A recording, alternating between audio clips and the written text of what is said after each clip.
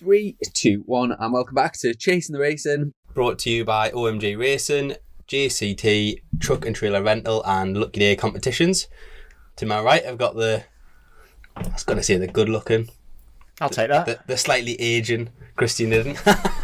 There's a lot of ageist jokes. You couldn't just eat. It's non-stop already. I'm 3 hours in the car. I must admit, it's the only thing I've got in my armoury is the ageist jokes. But anyway, Christian Iddon on the right, and on the other side of the couch this week we've got Ben Currie. How are you doing? Yeah, I'm good, mate. Thank you. Yeah, really good. We are very impressed, by the way, because Ben has just served up probably the best. What were these? Cinnamon swirls? Cinnamon knots, they're called. Like based off a swirl, but yeah. Not So quite. if it sounds like we're talking a bit slow and a bit like lethargic, it's because I'm about to hit a massive sugar come down. We've got sugar no, sweats. it's about to kick in. Well, either that or there was some crack or something in there that you weren't telling me about. But yeah, the nicest pastry I've ever had, followed by a very nice coffee as well, I must admit. A little flat white. Yeah, we do it right here in the Currie compound, that's for sure. Definitely. We greet all our guests like that. We should maybe do like a bit of a roster for who does the best coffee. You would certainly be at the top of it at the minute. Should we do a new league table? Yeah, we should do I like that. it. I mean, it's gonna work well for us, isn't it? Yeah, I think it will for you because you like a freebie. So yeah, well, It'll start annoying me because I'll tune in. I'll be like, "What's the coffee like this week?" well, you've started the bar very high, Ben. no, excellent, mate. And honestly, thanks very much for fitting us in and having us on your drive. We've navigated our way here, did a few U-turns to find you, but yeah, no, thanks very much for coming on. And I'm not exactly busy. I'm not going to lie, like Brands Hatch finished and then. But I mean, yeah, I fit you in there. Yeah, oh well, you know what I mean. We're grateful. But yeah, you were actually due to come on the podcast a couple of years ago, weren't you? And for whatever reason, we were just discussing this before. Sometimes on a race weekend, it's hard to like navigate and get people on it. It didn't happen, and we've never managed to get it back around to it. So it's great to have you on. Because you haven't been on before, we get to go right back to the start and talk about your early racing career and coming over here and coming over to Britain and starting racing. So yeah, where did it all start for you? Yeah, actually, I was quite late into the road racing or superbike racing scene. I think I started when I was about 18, just turning 18. Back home in Oz, I was a motocross kid through and through from sort of the age of 7, 8 years old, riding dirt bikes, going right through the ranks over there, racing Australian championships and, doing the regional state titles, all that sort of stuff. Riding a few times a week, just like aspirations to like go to America, do all that, every motocross kid's dream and do that. But yeah, obviously didn't quite cut it, let's just say. Pretty cutthroat. But we actually got introduced. Well, we used to go traveling motocross every weekend with a guy called Robbie Phillis. I don't know if you've heard of him, but I think is ex sort of superbike legend. Sort of a podium guy in World Superbike. His son raced me on dirt bikes. Al Phillis is his name, and he was racing like alongside the dirt bikes. He was racing on the tarmac, obviously, because his dad was a superbike legend. And he always said, like Ben on his day on the old, nice smooth tracks, flat tracks, like he's as fast as anyone in the country, like super good, technically really good on a bike. I think he would be awesome on a road bike, and we sort of dismissed it for a while, and then we ended up going to give it a go at our local track, Broadford Motorcycle Complex. That's like the sort of track in Victoria that you race at every weekend if you're going to race like an R6 or something like that.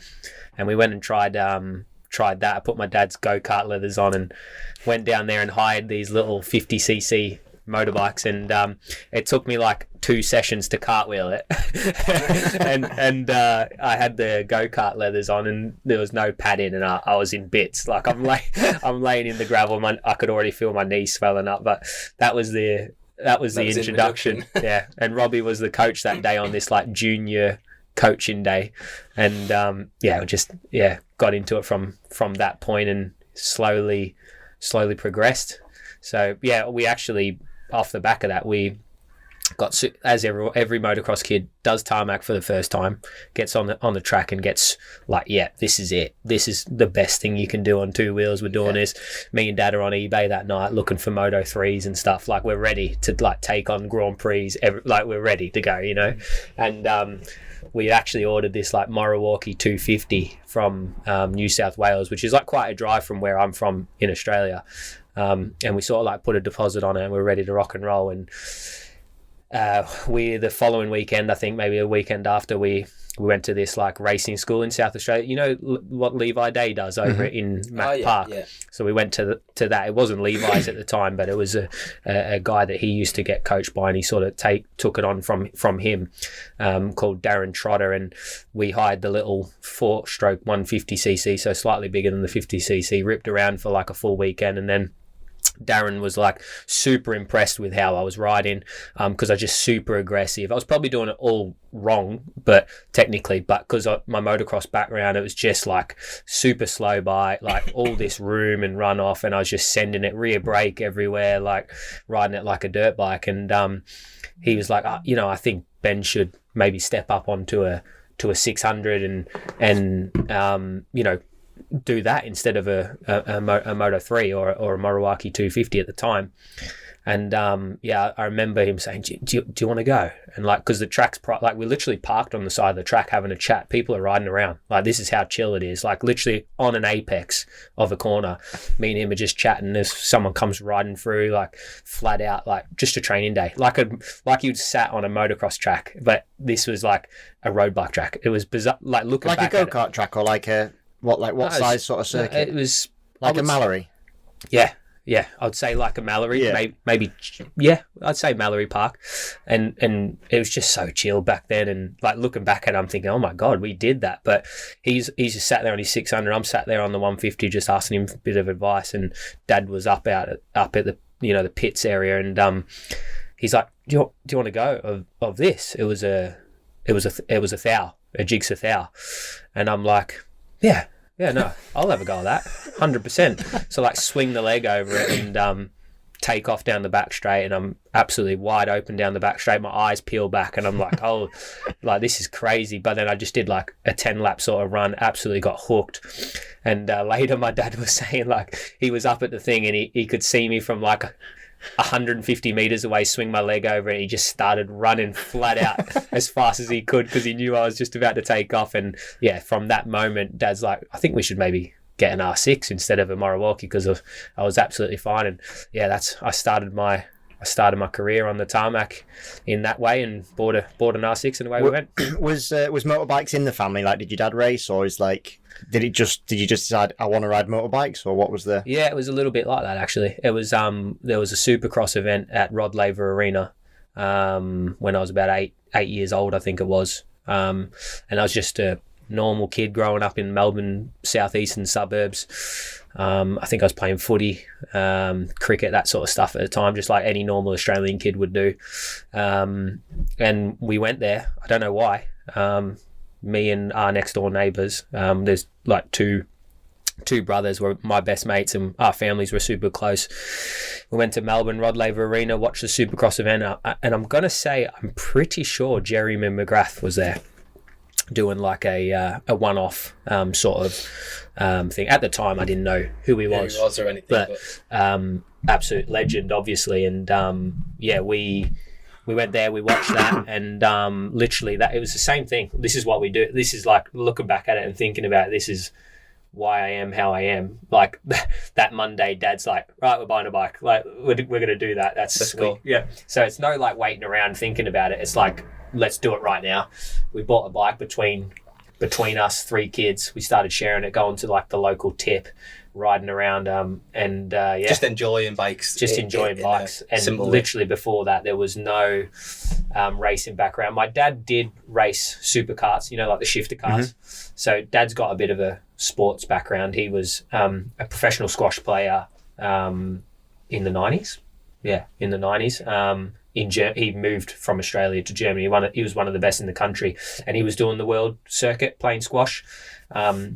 And yeah, he's he's decent up there in the world. So were you actually born in Germany then? So I'm born in Germany, yeah. So that's how that came about. Dad met mum, and then Is your mum German then? my mum's full German, yeah. Ah, right, okay. Yeah, So so- have you got like dual nationality then? Yeah. Ah, right, okay. That's how I came here initially quite easy because I had the European passport, just sailed in. Can you speak German? I can speak it pretty good. Cool. Yeah. I've I actually won't ask you to, don't worry. No, I was actually I've got a funny little story about the German speaking at a motorbike track once in Assen. Me and I know we're going off on a tangent already, That's what it's all about. but it just made me think of about when you talk when people don't expect that you can understand and speak German. It's quite funny.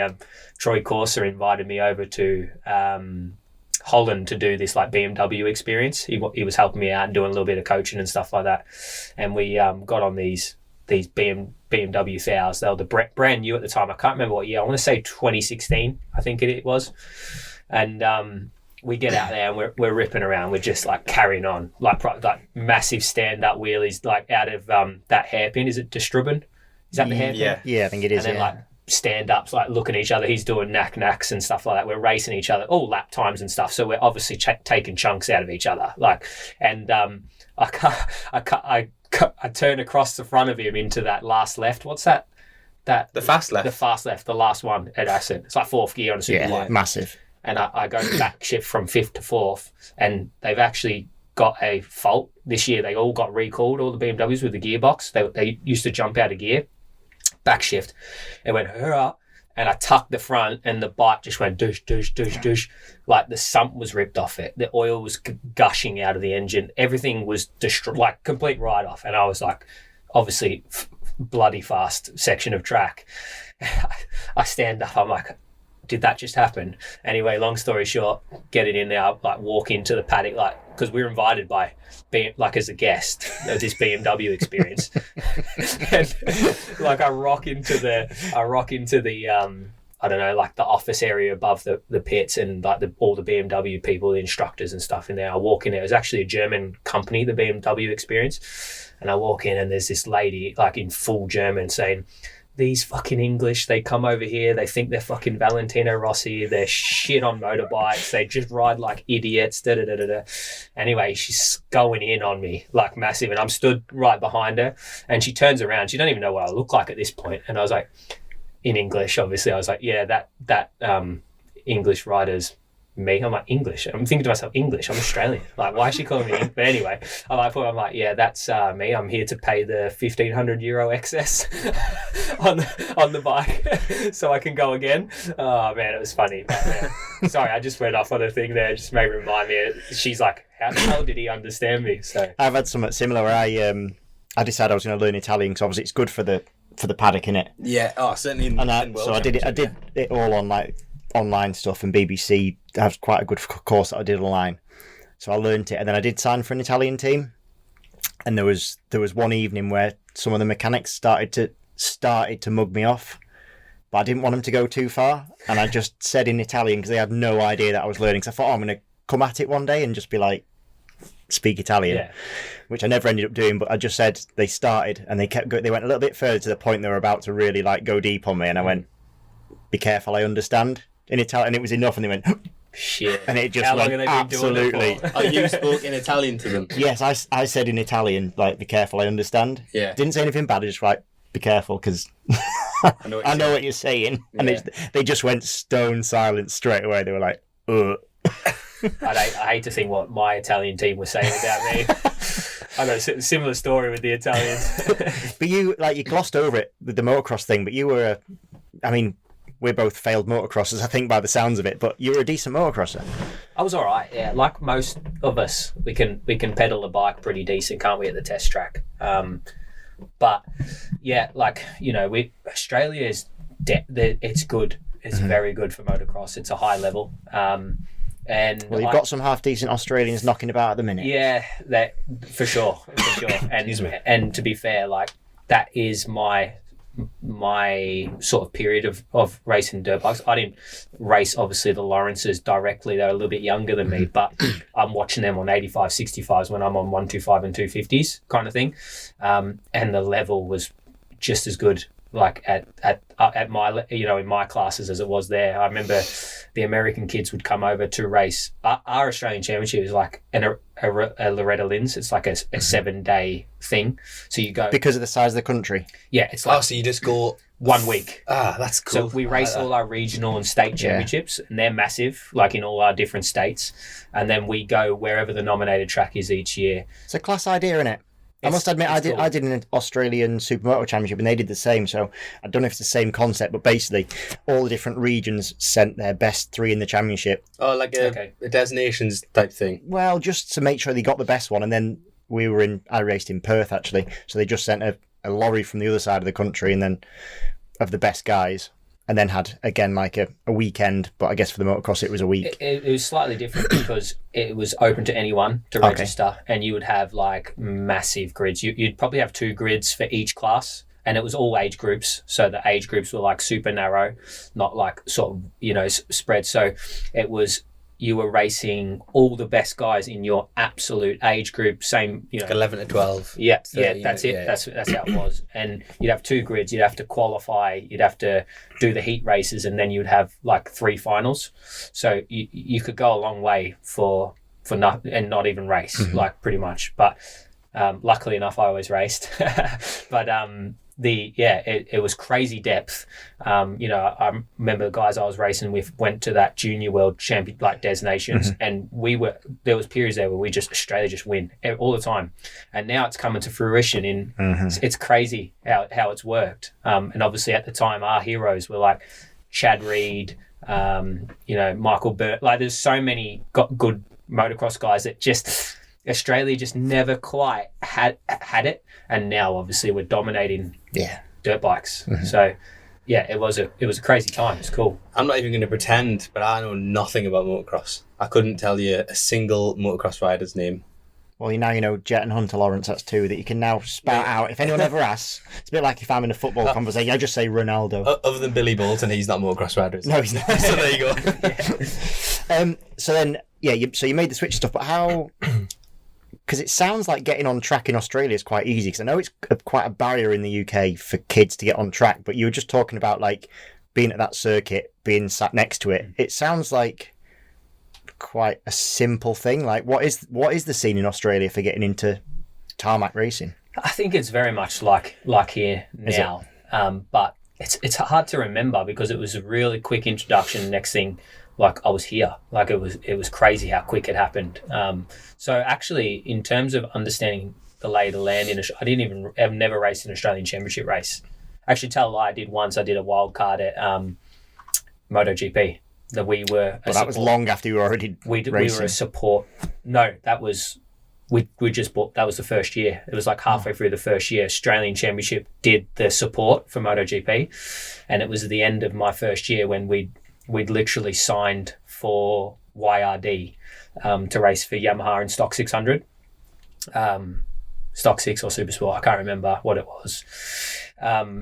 So at the end of that year, we're like, oh, let's give it a go. We'll do a proper race.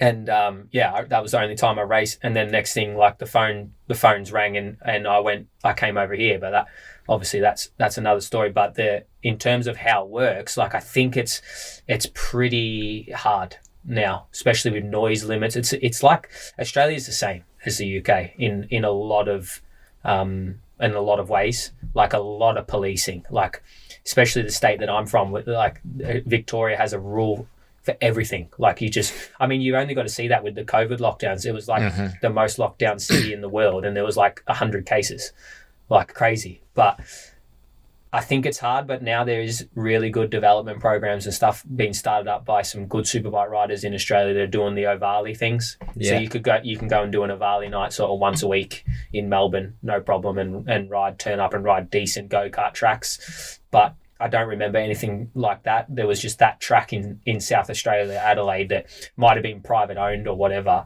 and you kind of just like, turned up. Yeah, because there is quite a lot of private tracks out there, isn't there? And there's a lot of like mining communities that had tracks built and stuff like that. Yeah, I think so. And that's the best way, isn't it? Like we had on my property at home, we had 20 acres, and I had a motocross and a supercross track, and people would just rock up on a Saturday, and it was like a ride park. And then class. ride It's cool, parks isn't it? started. Like, we all had tracks and we would race, and like, oh, you're coming to our track, practice this weekend, or during the week you ride.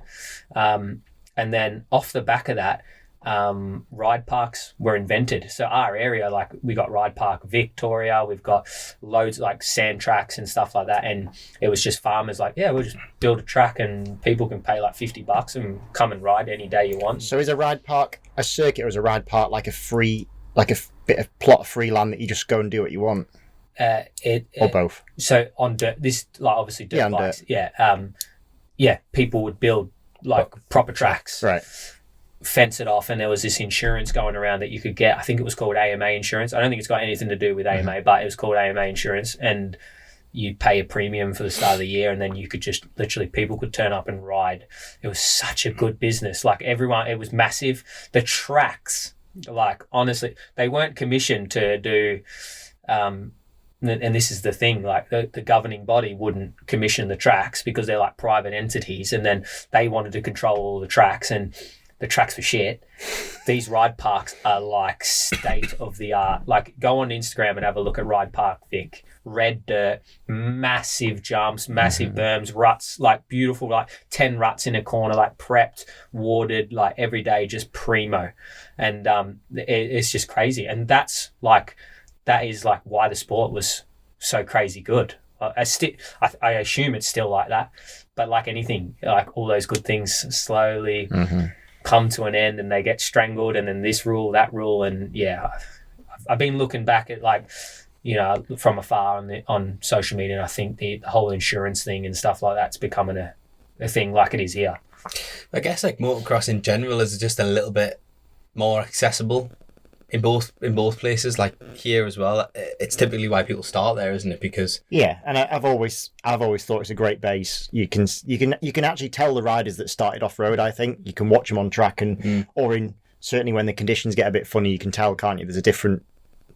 You can just going about it, Yeah, I agree. But yeah, you said before about how quickly it all kind of happened. Just explain to the listeners, because it was ridiculous how fast you went from basically never being on tarmac to, I don't know, deciding to come. Yeah, pretty much. It was bizarre, actually. Did you come before? Sorry to interrupt. Did you come before Levi or with Levi? I want to say the same year. I think I was trying to think on the way down here, because I remember Levi coming and riding for Motorbreakers, and then I remember you riding for them, but I don't know if that was at the same time or not. That was the year after. Ah, right, Yeah. Okay. I was just following Levi's footsteps. So you came at the same time, but in a different setup. Sorry, I'll let you tell that story. No, you're right. It was weird. It did come around pretty quick, and looking back at it in hindsight, it was probably, like, obviously it wasn't the correct thing to do. But I say that I'm in this position now where, you know, I wouldn't be here if I didn't do that decision, I guess. But, I'm not always sure there is a correct way. No, and I think sometimes you just got to do something to find out. And I think that was the best thing for me. I like I said, I signed up for Yamaha to do the Australian Championship, and then got a phone call saying, look, this guy's rang me. An Australian guy got a phone call. So the guys rang me. They're looking for a rider in Superstock 600 in BSB. I've put your name forward because we think, like, if you're going to do it now. Yeah. Like, you know, I broke a couple of like records and stuff like that at local tracks and stuff like that. Nothing. But how long have you actually been? What had you actually done up to that point? Because obviously this is a massive thing to all of a sudden be breaking like just records. Club days. Just some club races. So did It's like year one of racing on tarmac. Yeah, I mean, I'd been doing it 6 months, I'd say. 6 months. And I mean, you've just answered the question, but did it come easy? Because it obviously did. yeah, it was. Or were you cartwheeling constantly in between these like records? No, I wasn't. We bought this R6 and it all started to fall into place. Okay. And I noticed a few people that were doing the coaching and stuff like that, ask them a few questions. They'd write me some emails. I was struggling with this last turn. And we would ride the same track every weekend because that was like the track. We didn't go to Phillip Island because Phillip Island, like it's like trying to ride Silverstone every week. You can't. Yeah, so we'd ride the other track. Called Broadford and Winton, and we do the local championships, like the club championships. Right. And I did 1 million laps there, and I just learnt how to do it. And I'd watch and study, and then I'd write. These people were like noticed that I was quite handy. Like I went to a level pretty quickly, but it's like anything that last little bit was quite hard. Yeah. And then I put the work in and broke a lap record and was one of the first guys to go under like a certain lap barrier. And there was a lot of hype and a lot of, immediate success that sort of like fueled my, trajectory or whatever you want to call it, like a bit of ego, a bit of like, this is easy. It kind of felt like that a little bit. Then, let's take on Australian Championship. I'm like, you win it, you'll win that. And then I'm thinking, well, just do this now. Like motocross is too hard. I'll just do this, shall we? And then. Were you still doing both for a little bit? A little bit. Yeah, a little bit. It was hard to let go of the dirt bike thing because everyone says that, don't they? Like everyone says it's actually that. It's an ego thing. Mm-hmm. So I remember it going back to like all my friends in like community, like a lot of top motocrossers, a little bit like, that's weird, right? Like I won't say what they actually said about me on the podcast, but it's a little bit like I'm like, no, I'm not. I'm doing this I'm doing this as well. Like I race motocross still, because obviously I had a track and stuff at home and I'd still had a bike and stuff. And eventually it turned into like pretty quickly, I was like, are we actually flogging a dead horse with this motocross? Like I'm not going to make any sort of money or anything from this. Like, yeah, maybe if I turn pro, I might cover the costs, but am I going to turn pro? Maybe. Did I want to? Maybe deep down, probably didn't want to do the work, honestly. Like riding every day of the week, training my guts out. Like I was never one of those guys that I just did it because I loved it kind of thing and I was half all right. So we went down that route, did some club racing, did some half decent lap times and that's literally like 6 months later we're coming to the UK to go do Superstock 600. And who was that with? And was that at the start of the season or midway through a season? It was in the it was like sort of January, February time. So it was pretty coming up to the start of the season. Brands Indy was like March back then, I think. Yeah. Did the onus for doing that come from your side or did you get a contact? Because like obviously I guess the main one is seeing the Stoner model and how he went over to Europe and was that in the mindset or was it literally someone gave you a phone call from this side of the water? And so I didn't know BSB existed until that phone call. Like it was like, hey, this is an amazing championship. It's massive. I remember the way he had to describe it to me. He's like, at MotoGP when you have a lanyard with your pass and you can't walk into the paddock, it's the same there like that. And I'm like, fuck, it must be pretty big. Like a paddock, like. So when I go to Broadford, where all our caravans and stuff are lined up and our bikes are getting wheeled out, none of that. No, like semi-trailers lined up like all the way down the patio. I was like, wow, like, okay, then I'm like adding it up. I'm like, well, if it's that big, then like, why isn't it on telly? Like, why can't, I'm watching MotoGP, where is it? So I went on YouTube and had a look at it and I saw like the first thing that popped up was like Josh Brooks doing a jump over Cadillac. Standard. And I'm like looking at the people on the side of the track and then, and that was it. That was me learning BSB. And then I was like, we'll do that then. And I was like, Dad's like, there's no way you're doing that. I was like, Dad, please just like, I've always wanted to be a professional rider. Like, just let me go and try it. Like, even if it's for a year, like, then I can say I've done it. Like, the dream was always to go to America race motocross. Like, realistically, I was never going to do that. And it's like, this could be that. This could be real. Yeah. This could be that thing. And like, even if it's not that, it's kind of cool. And then my mum, I can remember mum like cooking in the kitchen, like Dean in her German accent, like just let it get him out of get it out of his system, will you? Let him go. Like I was a 17-year-old turning 18-year-old still at home with mum and dad, like never put a washing machine on in my life. Like, you know what I mean? Like I'm now. You were late. Like that's not old, but that's late in terms of now. You mean getting into short circuits? I didn't realise that. I don't know why, but I thought you would. I raced you in Stock 600. Stock I think 600. That year. But this wasn't that year. Yeah, but this is where I'm confused because didn't you ride a Kawasaki? Yeah, it was called QBSD Motorsport. Ah, right, okay. I remember that because it was a silver bike, wasn't it? Yeah, 2013. That wasn't actually the bike that 2013 was my first year. So I landed the 1st of March 2013. And there was about 100 inches of snow on the I remember. It was crazy. And like I signed for an MV Agusta team. That was the initial contact. and it was me and a guy called James Mutton, who I still stay in touch with a little bit. He came over here. I remember that name. He was quite good in Australia, so 2 Australian kids, we came over to ride the same team.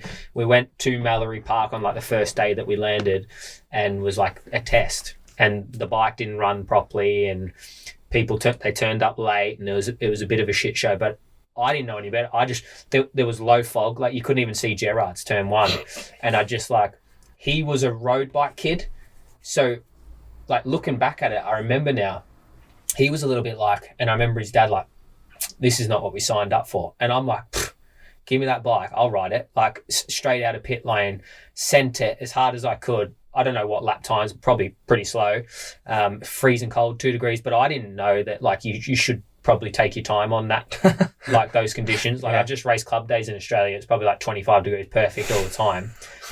and I'm just absolutely going for it. And it like, that's kind of my naivety at the start just worked so good. Yeah. Because I came here, I wasn't like, oh my God. I remember getting, to brands going, I didn't go, oh my God. And like, I was watching the guys go around, and because I was that like naive, that I'm thinking, that looks pretty easy. Like, someone show me like to do that. I'll just follow you first lap, and then that'll be easy. Yeah, almost being so green. You were so new to it. There was nothing you couldn't achieve. And even if you had a bad situation like you did with the MV and stuff, you wouldn't.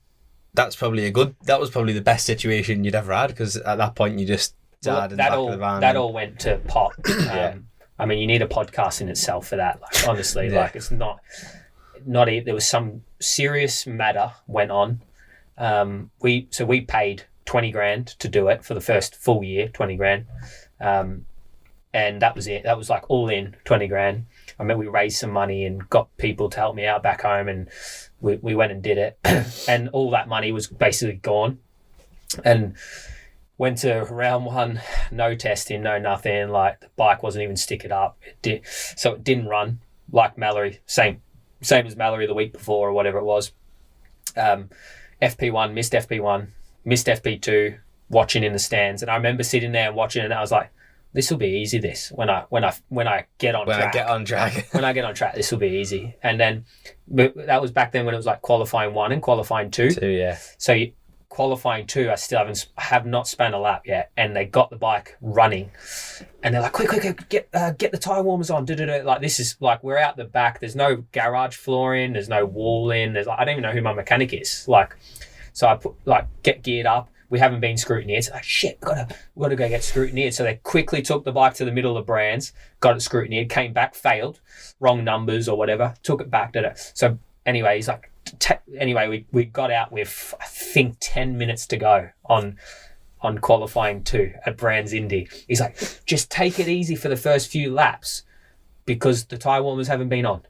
Because obviously they've been running around, and I was like, yeah, sound. Like, again, I'm looking back, I was like, no worries. Like, I would not even go out on that now. Like, I'll just go. Your head would explode, wouldn't it? I went home after FP1. Like, I wouldn't even have like entertained that. But I was like, sweet, we're rocking and rolling. So straight out on track, and I'm the bike's vibrating. I'm like, oh, don't know what that is. So I just kept pushing, but I only had 10 laps around Brands Indy. Like, you get a few laps, couldn't you, in 10 minutes? And I missed out on qualifying by like half a tenth. Like, there was 40 guys on grid. I missed out. I was like, there was only like 43 people, and I finished like 41st or something like that. I remember because I qualified 39th. Did you actually? Yeah. No way. That's hilarious. I was just about to go, I don't know what the others are doing. The other two behind me. That was my first stock 600. Yeah, first ever stock 600. Yeah. You were actually handy that year. It was the year after. I was going to say, it doesn't sound like it was that handy. I didn't know me arsehole from my elbow in the first year. That's hilarious that we crossed paths like that. But yeah, that was, and I remember I came back in, they had 50, so when the tyres come back from Pirelli, had 56 PSI or something in the tyre. And the guy said to me, he said, look, you rode with those tyres with like 56 PSI. I was like, how much are meant to be in them? And he told me, still at that moment, I was that naive. I didn't realise what I was riding. Like, until now, I look back and go, you were lucky, really. That's crazy. You're very lucky. The stuff that happened to me then. And yeah, anyway, the team packed up, put like everyone's heads were gone. Like the poor guy that tried to make it happen, just broken down. He was picking up the pieces of the big catastrophe that happened behind closed doors. I don't really want to mention it, to be honest. I don't think it's necessary, but that was the reason why it all went to pop. And after that, that was it, done after that weekend basically. And I remember they just went home, and I was like, obviously I didn't have a driver's license. I was in Brands Hatch, and I'm like, I'm here. And I remember ringing Dad. I was like, Dad, like, it's over. The dream's done. And he's like, right, get on the next plane. Just get home. Like, screw it.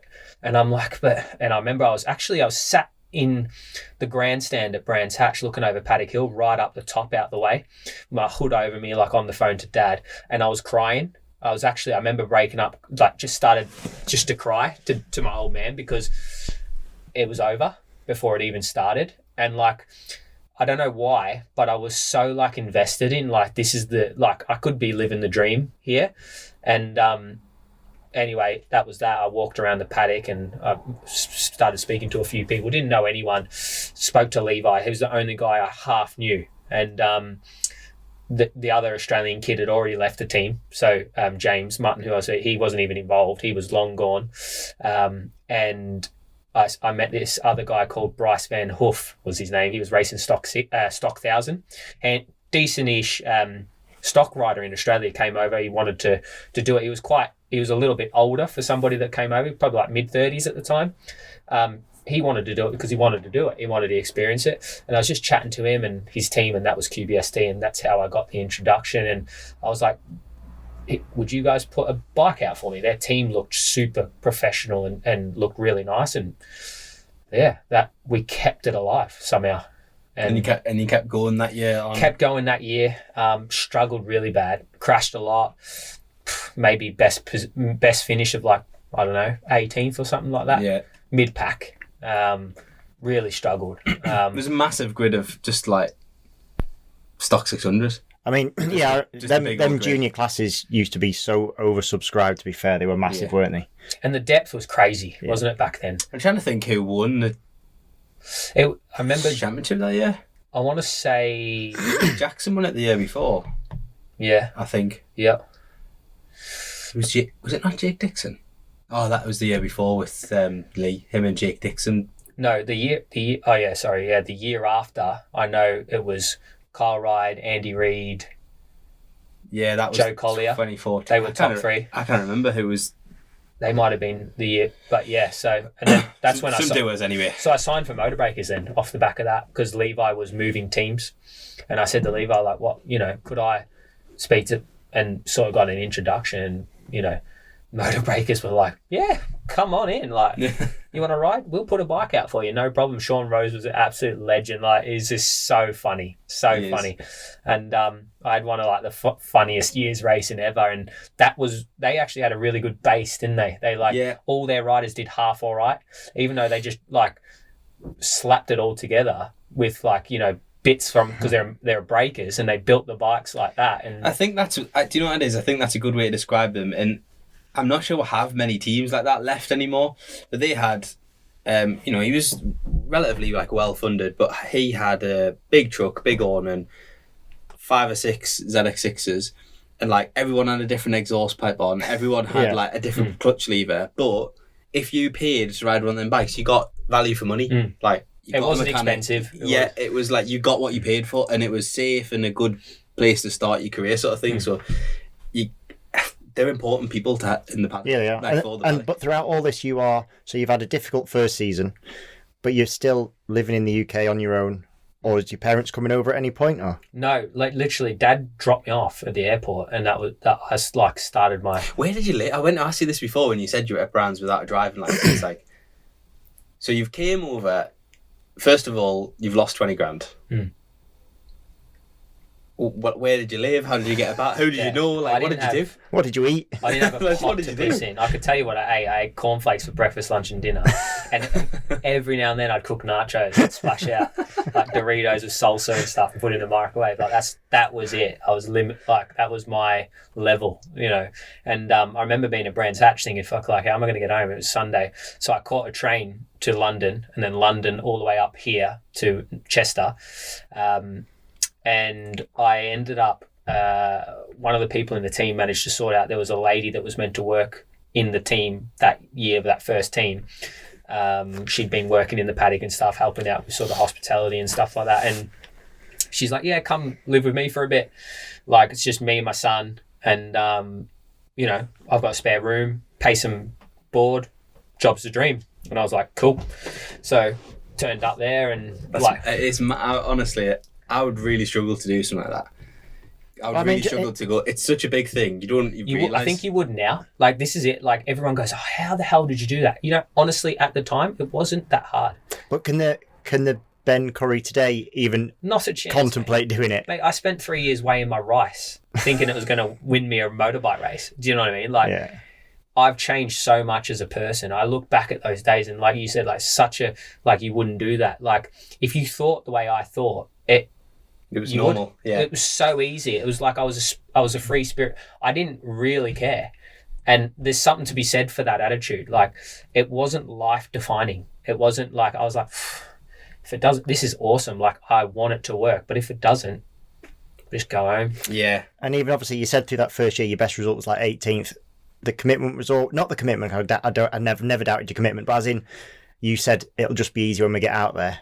Was there any moment when you thought, not quite as easy as I thought? Not so easy. Yeah, not so easy. You couldn't just make the difference, let's say. Like, a bit needed to go into it. And again, this is like I mentioned about weighing my rice. Mm-hmm. So this is how all this sort of stemmed. Like, obviously I'm exaggerating when it comes to weighing rice and stuff, like, for 3 years. Not that crazy, but I definitely turned into a level of crazy because one day someone's like, mate, you're not fit enough, you're fat. And I was like, what do you mean? Like, it's a road bike. I don't need to be fit. Like, just sit on it.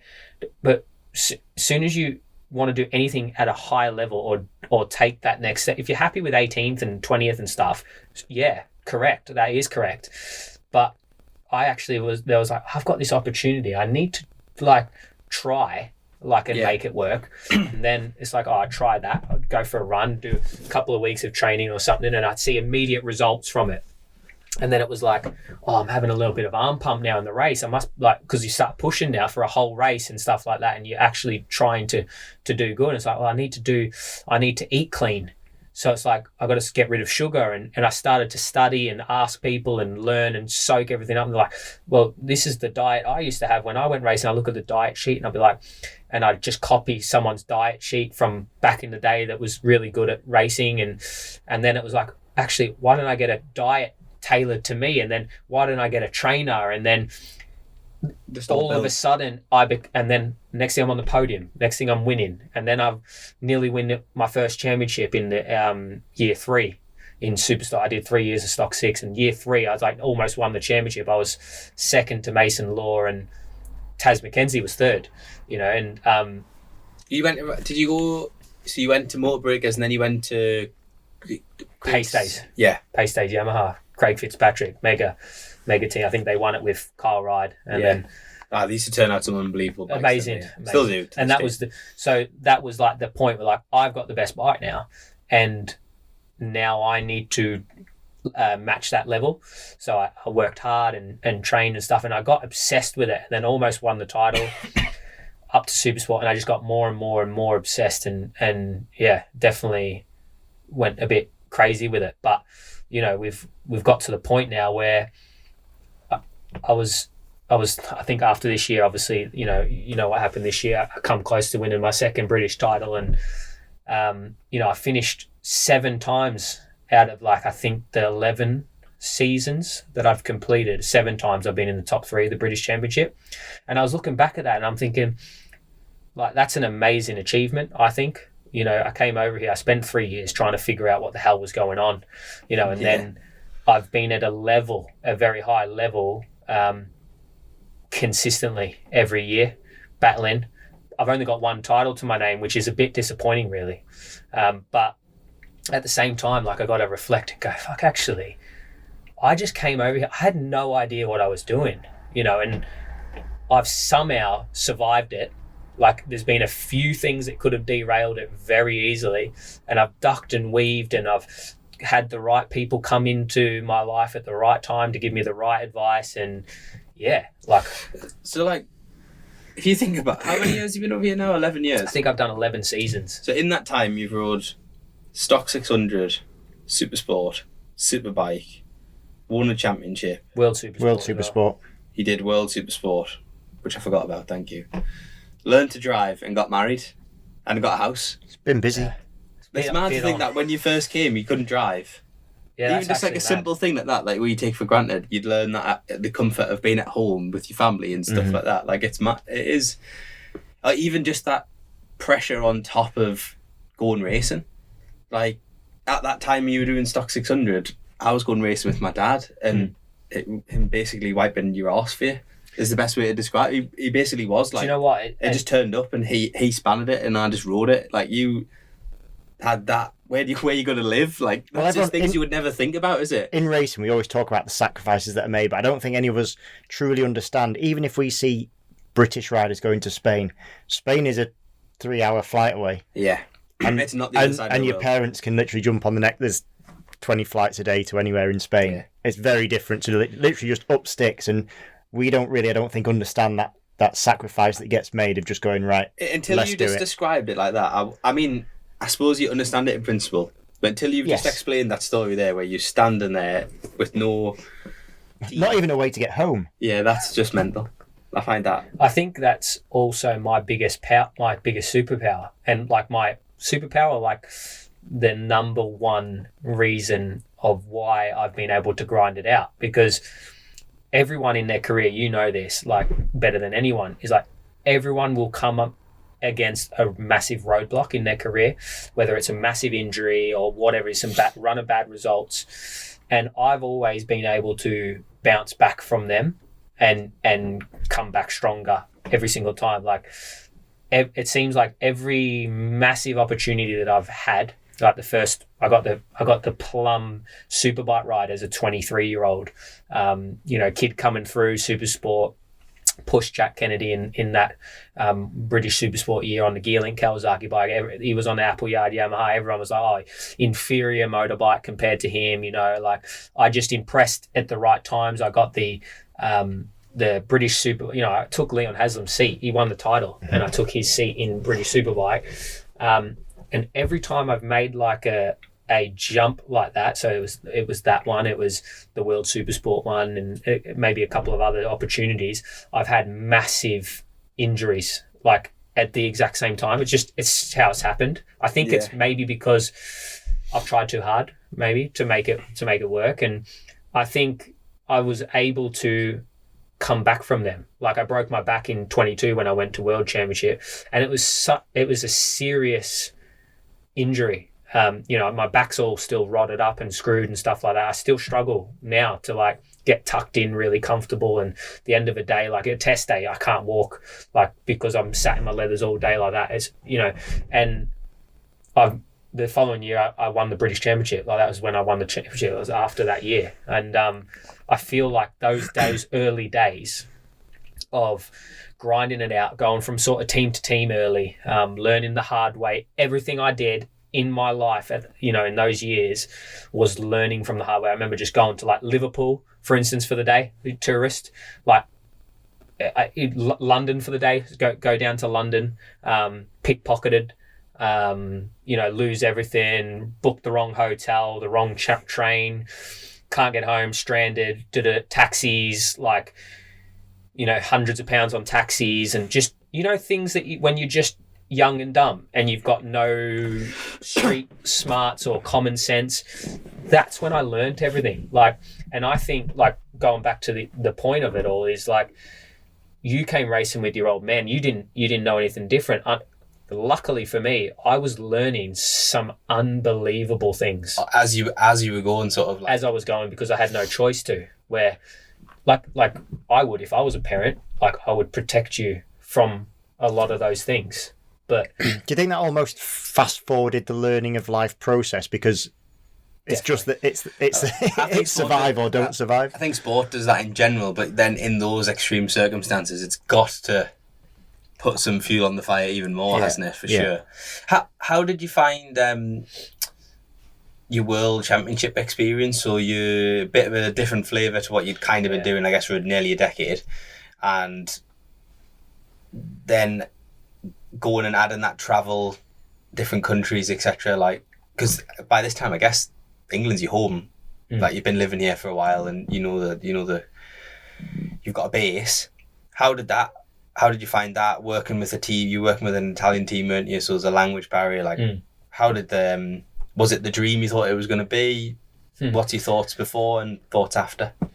Yeah, I think it was a massive culture shock. You do get comfortable, don't you? Like BSB, and you start going through the motions and stuff. But there was this burning desire to go World Supersport. I chose British Superbikes over the first time Pacetti showed some interest in me after that 2018 Supersport season on the Kawasaki. And it was like, which way do I want to go? And it was like, I'll take a little bit of money, from a Superbike rather than pay a shit ton of money to go and race, to the privilege to go and race. Yeah, I think a lot of people would. And then, at the time you think, I've made the wrong decision. I've wrecked myself, like big injury. The bike was terrible. Like that year, it was me and Glenn Irwin struggled so bad on the new Kawasaki. There was some development issues and what have you. I think we were just caught unaware of like the differences between bikes and stuff like that. Yeah, because like you said, you and Glenn were jumping on the bike that just won the championship. Yeah. But not exactly the bike, but the team. Yeah, we were expected to just... The ZX10. We went testing that November after Leon won the championship, and we were both like on the pipe. Like I think I did the same lap time as what Leon did in the test the year before, and I think Glenn was maybe a 10th faster or 2 tenths faster, like on it. And because Glenn only did half a season there, did he not? Yeah, and then so off he went. But yeah, so it's like I had this desire to go to World Championship, and the price tag was obviously big, the big put off. And at this point now, I'm not paying for my racing, so now it's becoming, I'm getting close to it becoming a job, Well, it was a job when I went to JG Speedfit, but the following year, like now people, if they want to sign me, we were talking about deals, not like, hey, bring this money. Deals in your favour. In favour for me, And luckily I had Gearlink Kawasaki that I remained so close with, didn't, Michael Dibadaf never charged me a penny to race his Supersport bike. So I was able to do some work and stuff like that and try and build some sponsorship up to cover my costs to live in, so I could have a trainer, and this is the foundations were getting built in those years. And now I'm I can go to World Championship, and I still remember the guy telling me on the phone, he's like, in his Italian accent, I won't do it because it would just mock him, but he's like, for good rider, you pay 110,000 euro. That's like the best deal you can get in this championship. And I'm like, because obviously they wanted me, which is bizarre, but they obviously saw value. I'm like, 110,000 euro, like for 1 year. That's not without travel. I'm like, that's a deal. No, that's a good deal. And I remember thinking to myself, like, do you know what? Like, I don't want to look back one day and think, what if? I've always wanted to do World Supersport. I want to race at home one time. Just want to race at home. So I agreed to it, and I didn't have the money, obviously. Like everyone agrees to the price and things. Worry about it later.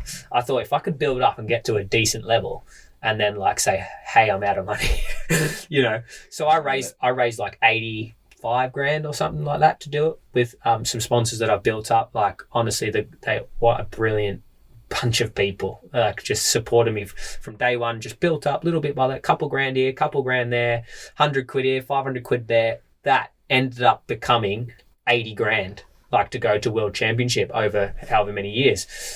Spent the money, went there, obviously long story short, broke my back. Went to the first test at Jerez with Pacetti. We were the satellite Pacetti team. So I didn't sign up for the full Pacetti team because I couldn't afford it. So I had to pay 250 grand for that one. And so insane. The numbers are insane. Yeah, it's honestly, the money they're paying now is different level. But I went there and did super good. I was just as fast as Jari Montella, and we were about a second slower than Onku, who did like I think he did a 42.8 around Jerez on a 600. Is ridiculous. I did a 43.6 or something like that. I want to say it was just over a second actually. And I remember thinking to myself, how am I going to do it? Like, how am I going to find a second? How am I going to find a second? Like, yeah, it was the first test, but they were super impressed. They were like, this is very good. Like, very good lap times. I was talking to Manuel Pacetti, and he's like, very good start. And obviously I matched his second rider, which was really job done. And then, yeah, I got the big injury and missed the first 2 or 3 rounds, I think. Oh, so you didn't get to ride at home? No, because that was the last round of the year. So we're not there. We're not at that point yet. So right. Yeah, that's to come. So the Australian round's still to come, which is brilliant because it was the last round that year because of COVID and stuff changed everything. Right, not the first. Yeah. Course. So I went to Estoril was my first race, and I was so bad. Honestly, like I remember being so unhealthy. It was incredible. And I think it was after Portimao. I think maybe I've done like 4 rounds by now, 4 or 5 rounds maybe. I just finished my best race in the class. I finished 22 seconds off Agata, who won. And that's all I was looking at this point is gap to the front. I started off about 50 seconds off. I got to 22 seconds off the race win over 18 laps around Thingy. 2 positions ahead of me was Bulliger on a Ducati on his first year in Thingy. And that group stemmed to 9th. And it was just a train of like a second. It's the worst, it's the worst race. 18 laps, just not catching the dude in front and the dude behind you not disappearing. And I'm in 20th. I'm not even getting anything for it. I'm not even getting a point for it. And that was I was so chuffed with that race because I put in the work and I can see that gap coming down. Anyway, long story short, after that, the fly-away rounds were starting and it was ciao Ben. Ciao. So that was the end of that basically. They didn't take you to the flyways? They didn't take me to the flyways. Because you hadn't managed to raise the full amount or what? No, it's actually nothing to do with money at this point. I was like, I had a house deposit and everything and everything saved up. I just was spending all my own money at that point. So I just gave them like 50 grand. I paid for the whole thing. Oh yeah, I paid the whole amount. So halfway through the year, if I read the contract properly, it was like the final payment. So you start paying in like December and the final payment's like July.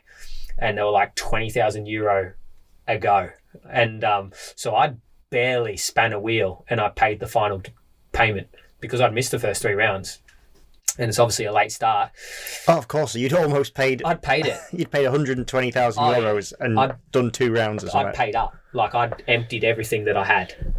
Spent all my own money and everything for it. Because at that point, I was kind of like, fuck it. I mean, in for a penny, in for a pound. Like, it is. Yeah, now, aren't you? So it is what it is. And, yeah, it was after that. And then... So there was obviously a massive fiasco. And what, they just came to you one day and said, or they rang you up, or it was you got? I rang them. We were chatting. I was like, "What? Like, what's going on?" Like, did you have any inclination? Did you sense something was a bit off? Or? The team owner hadn't spoke to me for about 4 rounds, like early. He went south early. I think they think you're meant to just turn up and like if you pay 110,000 euro, you're meant to like be on the box every weekend. But I think they forgot that I broke my back. Mm-hmm. They filled in. They charged someone like 20,000 euros a round to fill in. I'd paid, and I missed those rounds. So that was a good little earner for them. You know what I mean? And then I came back and it was like, cool, now let's get on with it. Yeah. And it's like, they forgot that I was like laying in hospital for a long time and, you know, had to really rehabilitate, you know, and had no strength, no fitness. And really, I just needed to get through that year. And then I probably would have been dumb enough to go again, because I would have been like, let's have a proper go. Have a go at it. But then there was word that my crew chief wasn't going to come to Argentina and this, that, the other. And so I picked up the phone. I was like, what's the crack? Because I've heard you're not bringing my crew anymore, this, that, the other. Because basically, long story short, I could tell they'd kind of given up on me. I said, like, what are we doing? I basically said, like, what are we doing? He says, I agree. We should maybe split. And I was like, well, that wasn't what I was saying, but okay. Like, now I know that that's what you want to do. Yeah. Good enough for me, because you haven't said fucking hello for 3 rounds. So can I have some money back, please? So I thought, right, phone down.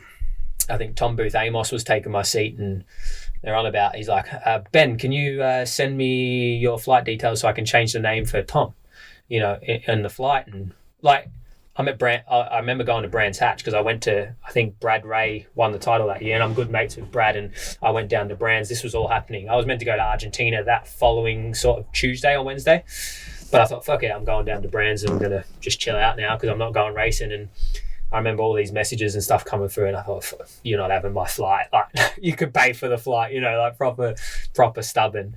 I thought I'll claim that on insurance. Turns out I couldn't do that, so I wasted $2,000. And he wanted to pay for the name. He wanted to pay for my flight. So I like look back at that. I'm like, done myself $2,000. But anyway, whatever. But yeah, it was just so bizarre the whole thing. And I'm like, wow, like I paid €110,000, broke my back, missed 3 rounds, and got sacked with 3 rounds to go. I just find the whole premise of you getting sacked, having paid for the ride, just unbelievable. Like, it's horrendous. Yeah, it's bizarre, isn't it, actually, when you put it like that. It shouldn't be allowed. You sacked from what? Sacked from the job you paid to do. Yeah, it's crazy. Like, you paid for a service. They did, you know, that's what people don't understand about it, and that's what absolutely breaks me to hear. And I bet you there was no conversation about having any money back. Well, this is the thing. It was like they thought that it was like, you know, sweet, on to pastures new. And I'm like, I've done the sums and pro rata, like, you owe me X amount. And they're like, no chance. Like, you come over, I think you've come over on a factory like amount of money. Like, you are required to win at that. And if you look at my contract and stuff, if like results and stuff like that, there is performance clauses. There's performance clauses and stuff. And so it, you know, within reason, they are correct. Whether it's morally just or not is irrelevant. It's kind of like that's how it works. They basically fucked you before you even started, really, by putting you in, because they know that you're gonna pay that money, aren't you, regardless of whether you think you can win or not. And this is the thing with out there is like, no, half the grid don't really give a shit. All they're interested is, will someone pay this sum? Mm-hmm. So what happens is you have all the wealthy guys from around the world. You know, we all have them, don't we? We have them in this paddock where people have a bit of cash, and they can kind of do, you know, race the bike they want, you know, and you know, change manufacturers every year and do it that way, or change teams. And so you have a lot of them fill in half the sort of grid. Mm-hmm. And that's why World Supersport was pretty shit for a long time, because a lot of these people just paying because they had the money. They weren't that good. But now what we're coming to a problem now where, you know, the guy in first place is paying $300,000, and he's fucking immense. Like, he's an unbelievable. He's like from Grand Prix, and he has sponsorship that can pay Aruba Ducati to build a Supersport bike, and they're phenomenal riders. And they have the sponsor, but that's how that works over there. That's such a problem for the sport, isn't it? And it's a massive problem. But also, who was your teammate that year in World Supersport? Jeffrey Boyce. He just won the World 300. Oh, so it's not that easy of a comparison. But so essentially, what they're saying, is you're expected to perform, but what never gets said is it's definitely a two-way thing. So the bike has to obviously be good enough to perform. So the trouble is the result is often put on the rider only. So yes, there might be performance clauses, but if they don't field you a bike that's good enough, you're the one that's contrary to the contract, but not. And it's actually quite an interesting discussion because you say about paying money to teams, and we've literally just had, I'm going to go off topic with you a little bit, but it's very in keeping. We literally just had the situation with Vickers, who was paying for a World Superbike ride. Yeah. And actually, if you watch the very telling interview that Roger Burnett did on the World Superbike feed at Estoril, I think it was, basically saying they want more money for next year, even though we've got a deal in place. So, and what he said was, and it's quite clever, or it's quite right, what he said was they want this extra money, but they won't commit to saying that's to buy an extra go faster part, shall we say, for the bike. It's literally just more money for the sake of more money. And essentially what he was saying is what benefit is Ryan going to see from that? And then even if he does do well, does he then have to pay to get in the next team? So actually, if you benefited anything else, it's a really difficult situation for riders coming through. Yeah, it was hard to watch that. Yeah. Like I remember sitting back and sitting there on the couch, like watching probably the same interview and all the other things. And I was sitting there and I just sort of thought to myself, do you know what? Like, it's shit, it's shit. I mean, they had a contract, that's a... Yeah, and it's like, what does it mean? Like, I know a few years ago, I think Skinner was on the podcast talking about similar sort of stuff that was going on. I can't remember exactly what happened there, but it happens a lot. And, we're victims to our own success here a little bit because BSB, like, you can earn a living racing Supersport, and Superbike riders earn, and then you want to make the step to World Championship. And you kind of can't, can you? That's the problem. There's not. I mean, I think you're seeing that with Kyle. Like, Kyle is more than capable of going and riding a World Superbike, but he's not, because it doesn't make sense for him to go and do that.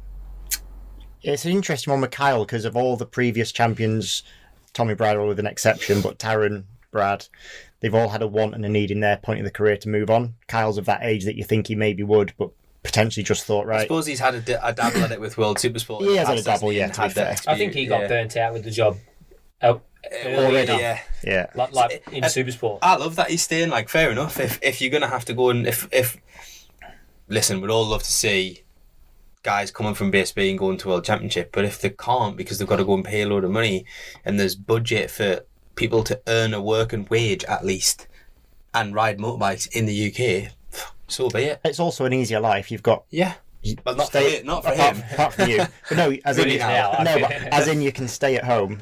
You do your 11 rounds in BSB.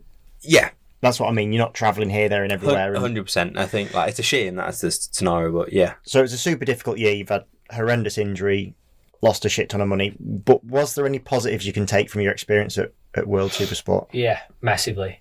That made me as a rider because it was the first year. So I knew Alex Lowe's.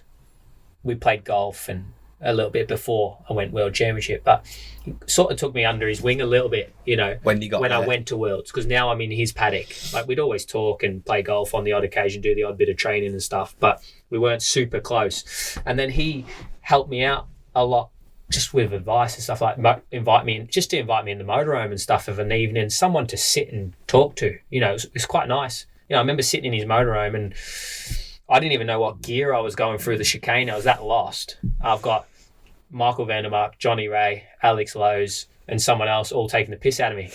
And I'm sat there like in Magny Core, like thinking, this is fucking mental. Like, but the reality of that situation is you start to see what actually is required at this level. That World Superbike level is so high now, especially now.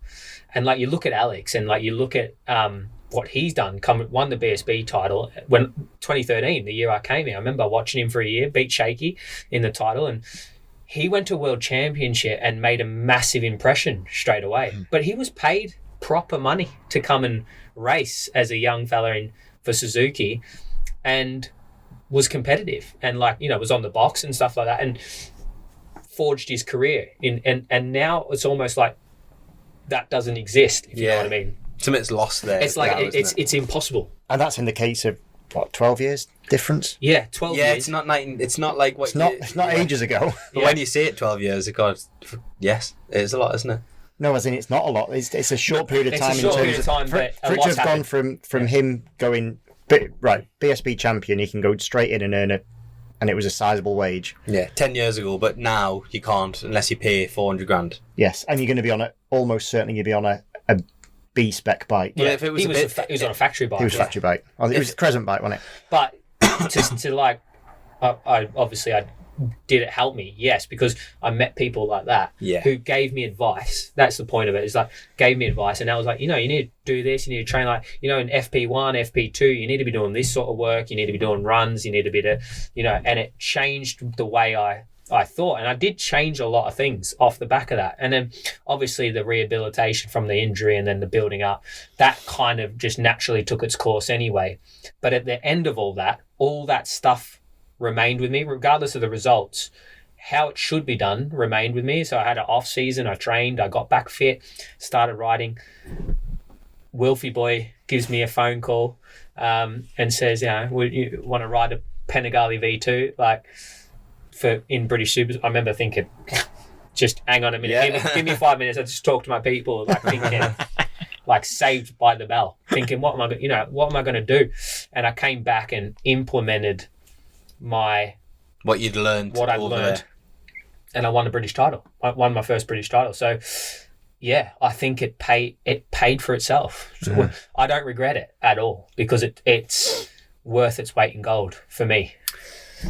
Yeah, and if you can look at it as lessons like that, I think that's something everyone should carry through. But it also opened me up to a new world of the business of racing. Yeah, I was going to say that because now I've got to find money. I've got to get some sponsors. I understood how the industry worked a little bit better. Because them guys you're spending time with, right, have been doing it for a decade or more. Like, their business is motorcycle racing in a big way. Like, not just... Yeah, let's say they do all right at it. Yeah. Exactly. So that's like fair enough. If you learn if you learn nothing else, you look at it in a completely different light, completely. And yeah, like, to be honest with you, I just implemented a world superbike ethos to my level, and it cost me a fortune. Like, I remember coming back and spending all my sponsorship money on having the correct things in place to be able to operate at a good level, and I maintain that. Like, again, it kind of comes off the back of, like, learning through those early years of what it takes, but it's like knowing what it takes and then doing it. Like, I mean, you're the classic example of somebody that is like, you work hard, you work really hard, but he does it on his own, really. Would you say that? Yeah. So, I invested in a trainer and this, that, the other, and this year, like, I'm always looking at ways to improve every scenario. And this year, I brought on a mind coach, something I've never done before. I thought, I'm lacking in that area a little bit. I need to work out how to go from second to first, because obviously I'm freaking good at getting second and third, in championships. I need to win. Can you help me from going like seventh? Anything's possible. I wouldn't invest in a coach if I was you. Not if it's Christian. He's cost me a fortune.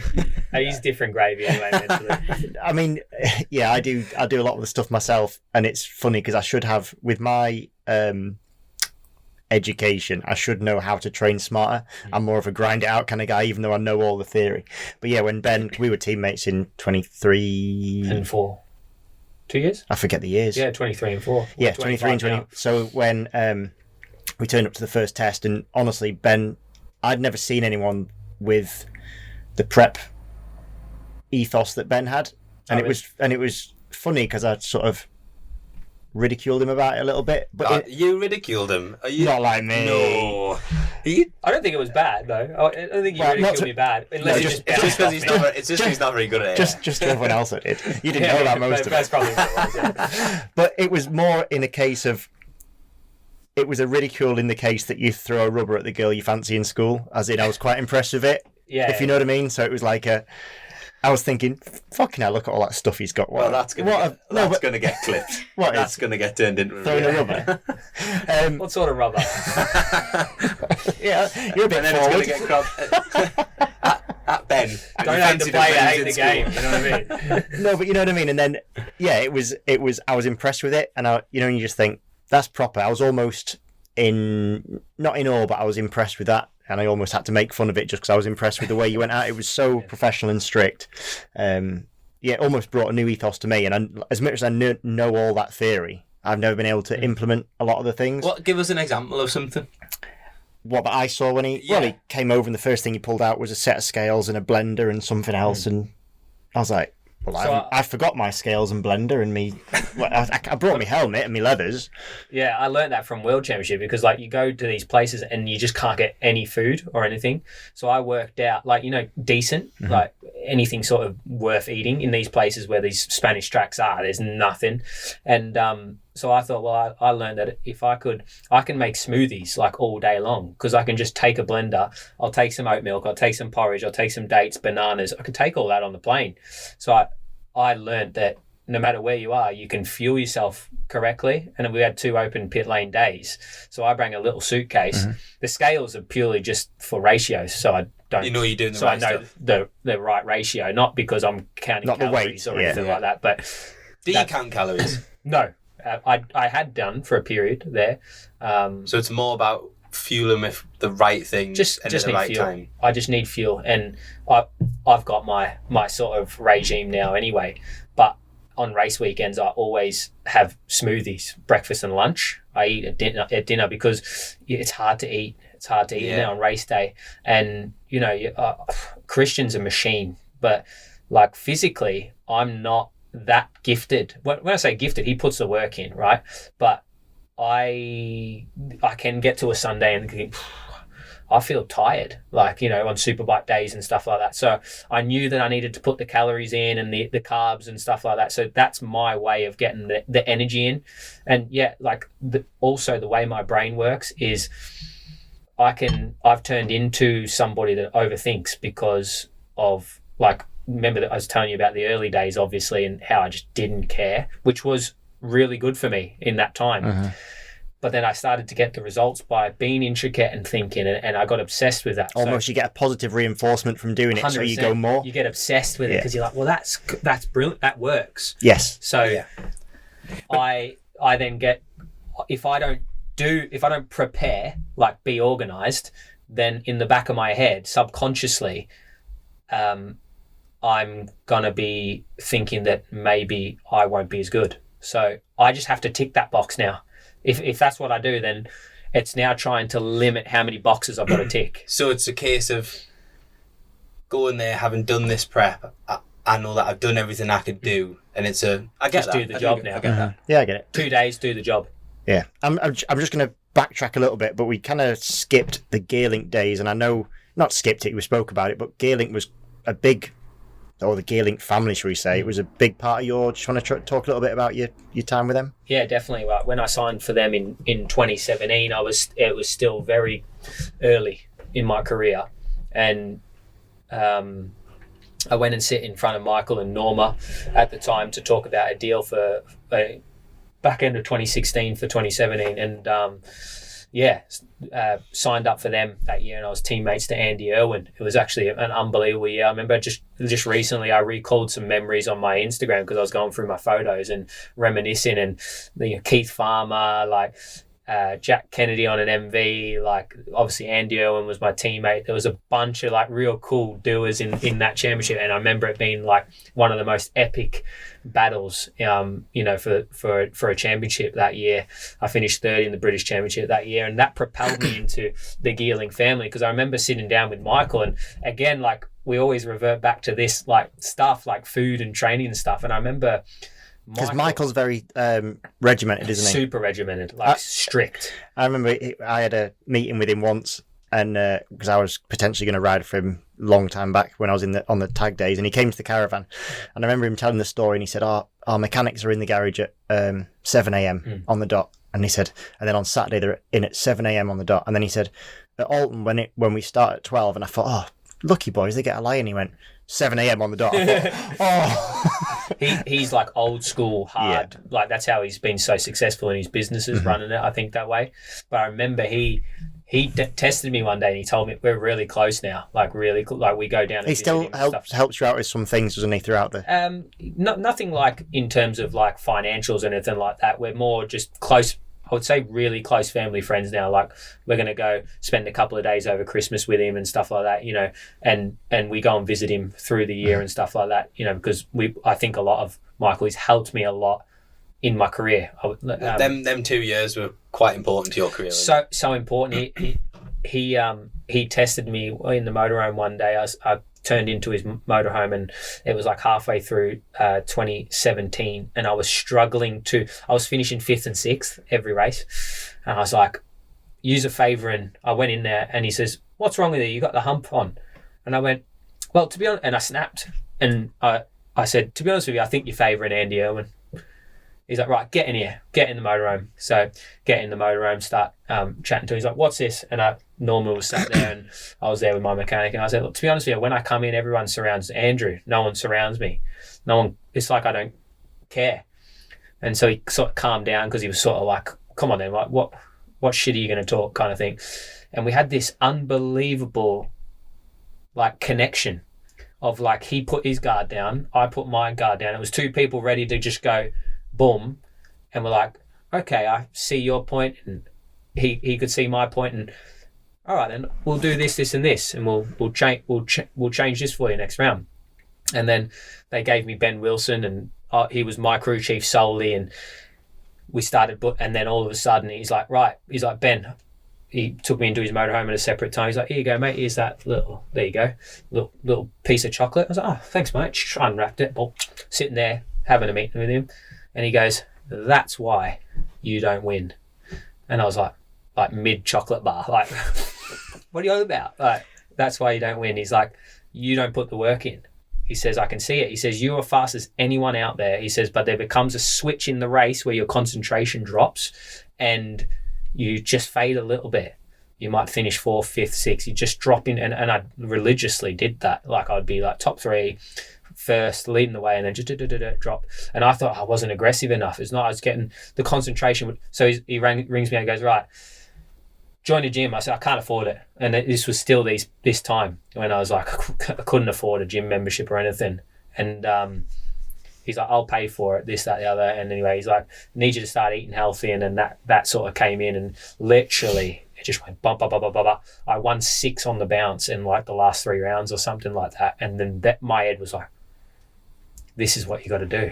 This is, so that pre-season, like dietitian, trainers, and it went there. And then 2018, I had an epic battle with Jack Kennedy for the title, and I finished second to him. And those 2 years propelled me like massively. I got the Superbike right off the back of that, and it was his little lessons in between rounds and at the tracks, and he would not mince any words. Like if he thought I was fobbing it off, or if he thought I wasn't doing that. So I just started to, I don't know if you've ever had this in your life, but when someone demonstrates leadership and walks the walk as well as talk, I don't know, it's a different level of respect. Not telling you what he would do also. The way he lived his life. Led from the front is the... Led by example. He was just on a different level mentality-wise. The guy is an absolute machine. He's like 70 odd years old now. He works 6 days a week. So absolutely shredded like machine.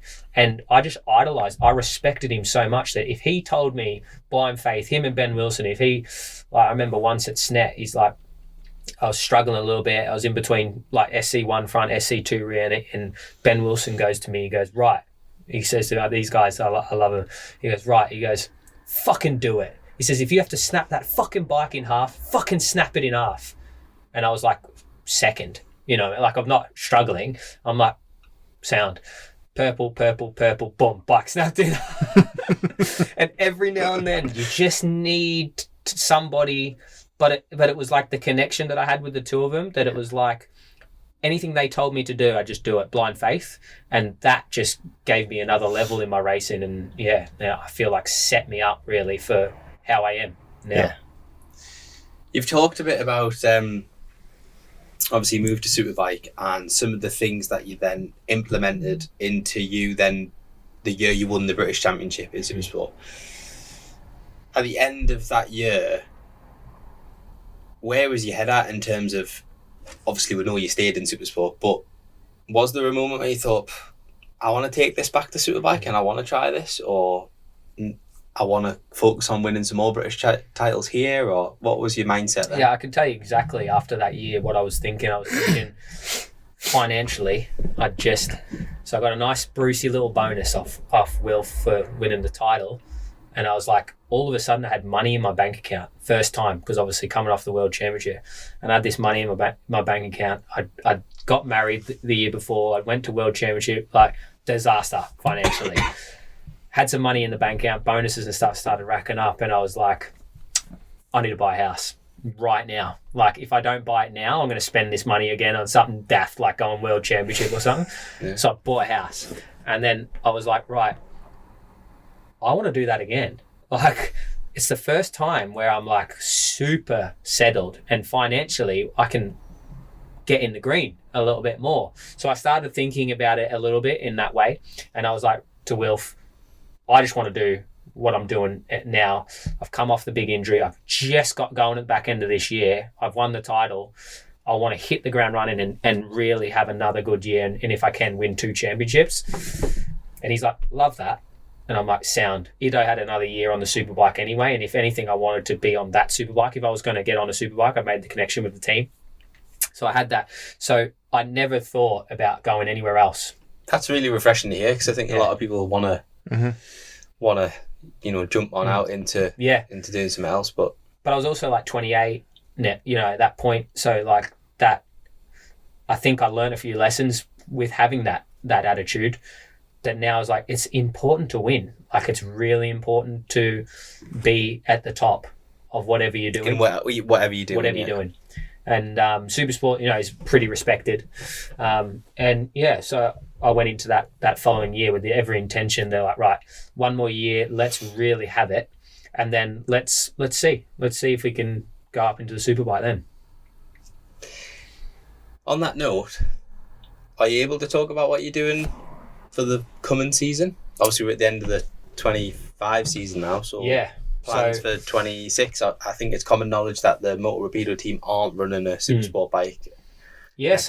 I think we can obviously, you just asked me that question about my intentions. Is like 23 I become British champion, 24 I wanted to win again. I fell short. And only just.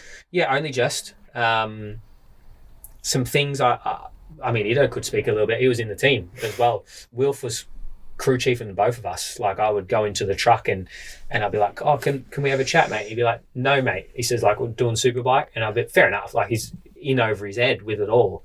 And then I'd have to try and find time. And I felt like the level just sort of dropped off a little bit.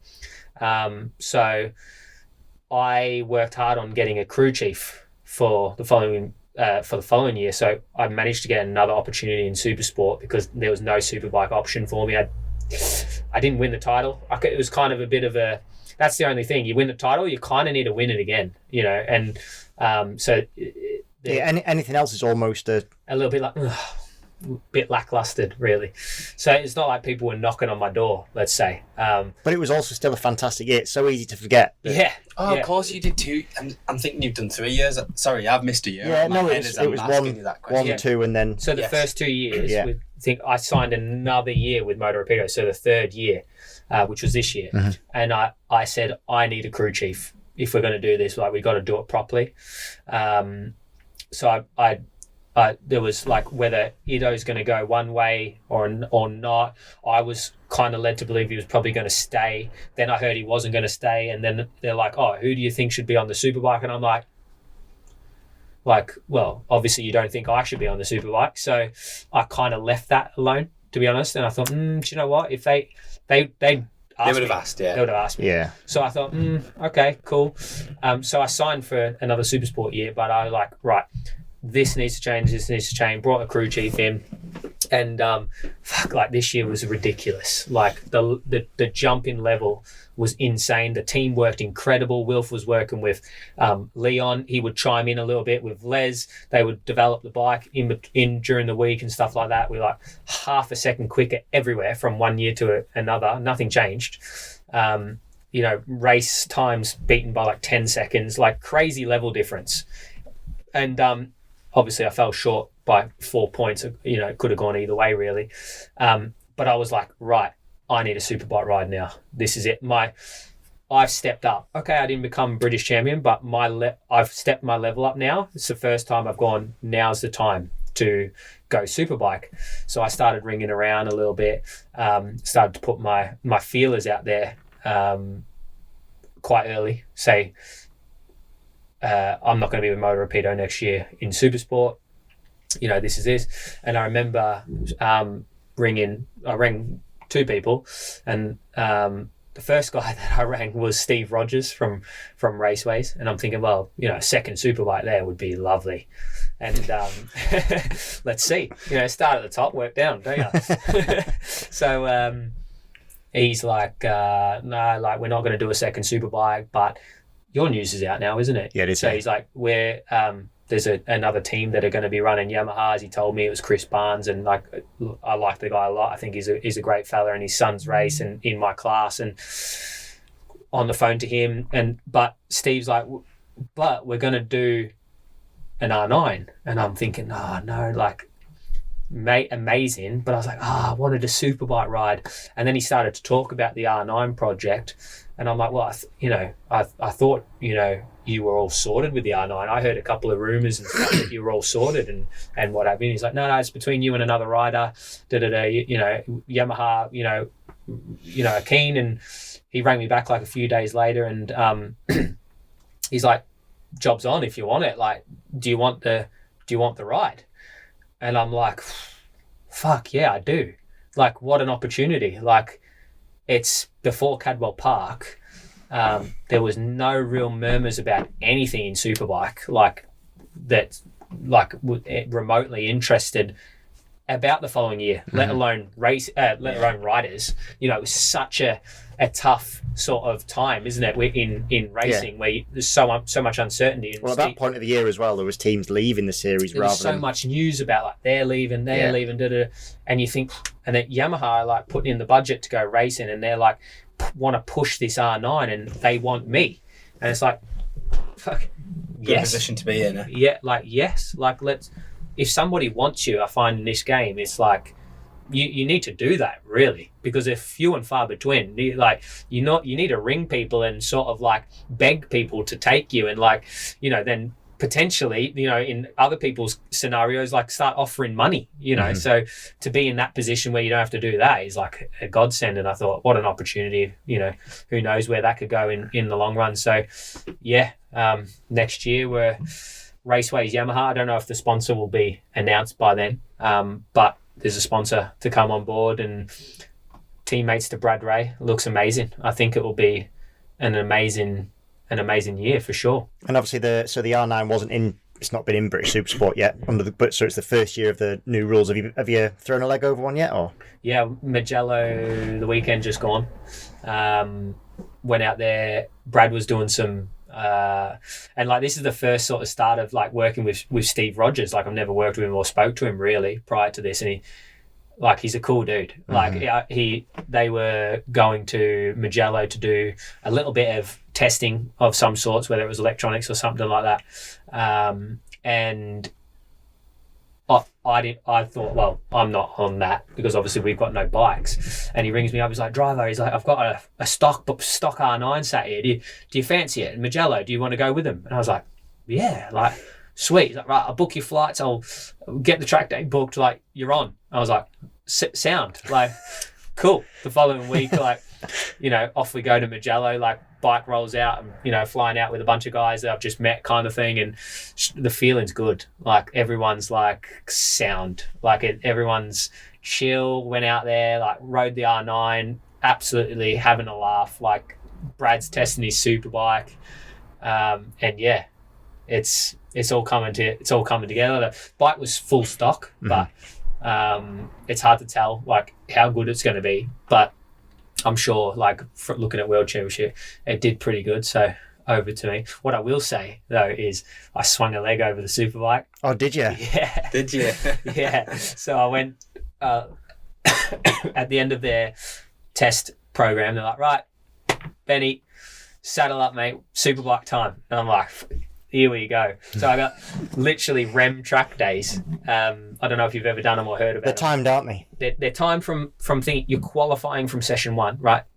Picture this right in the UK. Imagine this. You turn up to a track day, you're timed with a transponder, you have a screen in every pit box from first to last on the track day, right? So everyone comes in, looks up at their screen straight away, like, where am I on the leaderboard? Chaos. And then you get qualified into races. And they have races. they literally, you go out behind an instructor, you do a rolling start, and then it's just 10 lap race. And I'm like, so they're like, right, have a go at the Superbike. I'm like, there's only races on. Like, yeah, you'll be all right. Just take off in. I'm like, I've never, like, what do you mean? Like, it's a Superbike. I don't even know, like, what do I do? Like, it's crazy. I've been riding 110 horsepower Yamaha for the last 3 days, and you want to chuck me on a 250 horsepower R1, like, that I've never ridden. So I'm up behind. I couldn't even get it into first gear because it was all down. All the way. I'm sat in the pit lane, everyone's waving Because they've got the little toggle thing for neutral and everything. I'm trying to work it out. Even though they explained it to me 3 times, I forgot because, like, fight or flight mode, I was shitting myself at the end of the pit lane. I forgot what they told me. And I'm trying to click it and I'm telling the marshal, push me, because I'm thinking you just need a little bit of a push to engage. Finally click it down. Everyone's waiting for this race to start. I go in behind the marshal. I'm like checking the bar position, checking the brakes. I like look behind and there's 40 dudes. On their Aprilias and stuff like that. And I'm thinking, oh my God, I have to have a clean lap. Like, I have to have it. This is it. This is the first lap. We're into it. And the marshal pulls off, and because the R9 revs to like 11, this thing revs to like, I don't know, like let's say 14,000. So I come over the line. I'm like, bah, bah, bah, bah, bah, short shifting all the way down the straight. We're 5 abreast going into Mugello, turn 1. I've got an Aprilia, I've got a Panigale, I've got every track day bike coming past me down the straight because I've not got the run onto the straight and I'm short shifting all the way down the straight. So you come over the brow into and Mark Woodage was like, he was a big advocate for me going onto this bike, and he was filming me come past, and he said, he filmed me come past, and they fanned out 5 abreast down the straight, and he's like, oh fuck, what have we done? Because now I've got to figure out a braking marker. I've got to so anyway, I roll into the turn 1. I'm like, oh my God, the brakes are unbelievable. The rear wheel picks up off the ground. But honestly, like, what a bike. What a bike. The Superbike is just... Did you get a proper run then? So I did a 5-lap run. Yeah. I think I started off like 2:05. And I think I did a 1:57 or something like that. To put into perspective, Brad, I think, did like a 1:52 or something like that. Oh, so you're not hanging about, to be fair, to get within 5 seconds after 5 laps. 5 seconds, something like that. What did you do on the R9? 2 minute 0.8 or something like that. Yeah, I think that sounds fair going, because we coach on them, don't we, on the Whittam days, the R9s, and they're like, what a bike! I love it. I got to ride one this year at a Whittam day, and it was really good. So much fun, but yeah, I can imagine it felt a bit down on power. Though, it almost. When I say slow for a road bike, it's absolutely brilliant. But I'm at Mugello on a massive. Well, I think that's the thing with them. Because they just do everything so well, and they're so linear. You almost don't realise how fast you're riding it. But as well, actually. Whenever I've ridden them on the track day, they're actually, if you get behind a big bike, they're as fast until they just hit that. Yes. It's like they just stop, isn't it? At 11,000 or whatever you said. You go, oh, it's got power. Oh, next gear. Yeah. It's got power. Oh, next gear. Yeah, that's what I think. I forget that it's a road bike. You have the opportunity to ride road bikes in between. Yeah. But when you've just been riding a race bike all year, and then you get on a road bike, you think, oh, something's wrong, but it's not. It's actually an amazing performing road bike. Unreal. Yeah. Well, you get to ride race bikes all year. I get to ride road bikes all year. Yeah. Just on a track. The BM. Yeah. They look fun. Yeah, fun's one word for it. So you're coming into your 4th season in this current guise of British Supersport. It's 4th season, isn't it? Yeah. Yeah. Well, yeah, 4th in a row, isn't it, in British Supersport? I mean, I've made my bed, haven't I? You have made your bed. But the level does seem to keep. It's funny actually when you said before about how you've finished further down in the championship than you did before, but now was the time you felt you're riding better than you ever have. Yeah, this year was a massive step. It's weird actually. Like, I think we might have had some conversations in the past, some banter and stuff like that, because you're quite pally with Kennedy, and obviously you were his mechanic when you were battling me one year. So you've been there, you've seen it like sort of over the years, and I think I'd be like a 4 or 5 time British champion if Jack Kennedy didn't exist.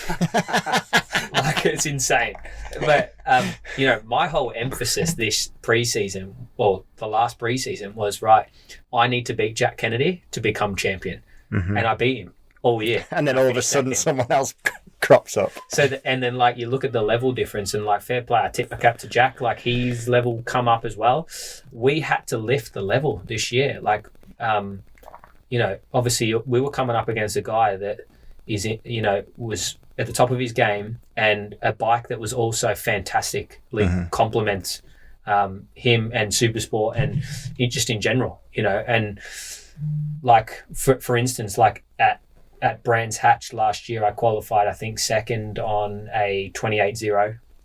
And I'd been faster than that previous years anyway on the Kawasaki, but for whatever reason, I couldn't, do that on a Decay. But 28.0 was kind of the level. This year, I qualified on like a 27.1, Mad. And, a 27.4. And in the race, so the penultimate race of the season is 4 points in it, me and Reese. And Reese is on pole with a 26.8.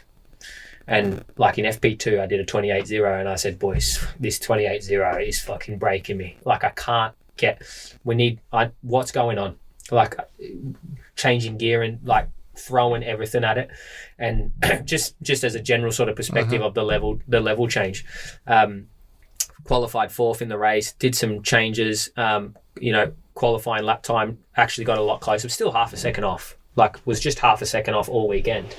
And I looked at my lap times, like 27.4, P4 on the grid. Like, what is, you would have had those moments this year all the time. And I'm thinking, this is crazy, and I've still got to find half a second, so I'm toast. I thought, well, we'll just have it. So I got out in the race, and I think lap 10, I wheeled him in. I broke the lap record. I did a 27.1, like 0.3 quicker than... on like the penultimate lap of the race. I passed him into the lead on the last lap, and I'm thinking, I can't believe, like, what am I doing here? Like, this is insane. I don't know where it come from. I honestly, every now and then you just go, I don't know how. It doesn't make sense, but I did it. And he was doing 27.1s, every lap. It's a second quicker, at least, a lap around Brands from the following year. But yeah, unfortunately, he lunged me back and ran me wide. But and I finished third because Jack slipped up the inside of me, which ultimately cost me the title, because I won on the Sunday, and it probably would have been enough if I got second the race before. Might have been level on points even, but it would have been close. Yeah. So yeah, the level, riding as good, if not better than I ever have, because we had to. But it's just disappointing because, like, I changed from being that second place guy to having the level to be the guy. And like everyone, you look through the season and you look back and you go, oh, what happened this, what happened that? Like, I didn't have a DNF. I had a slight mechanical at Snetterton. I finished 9th. I had lost my quick shifter.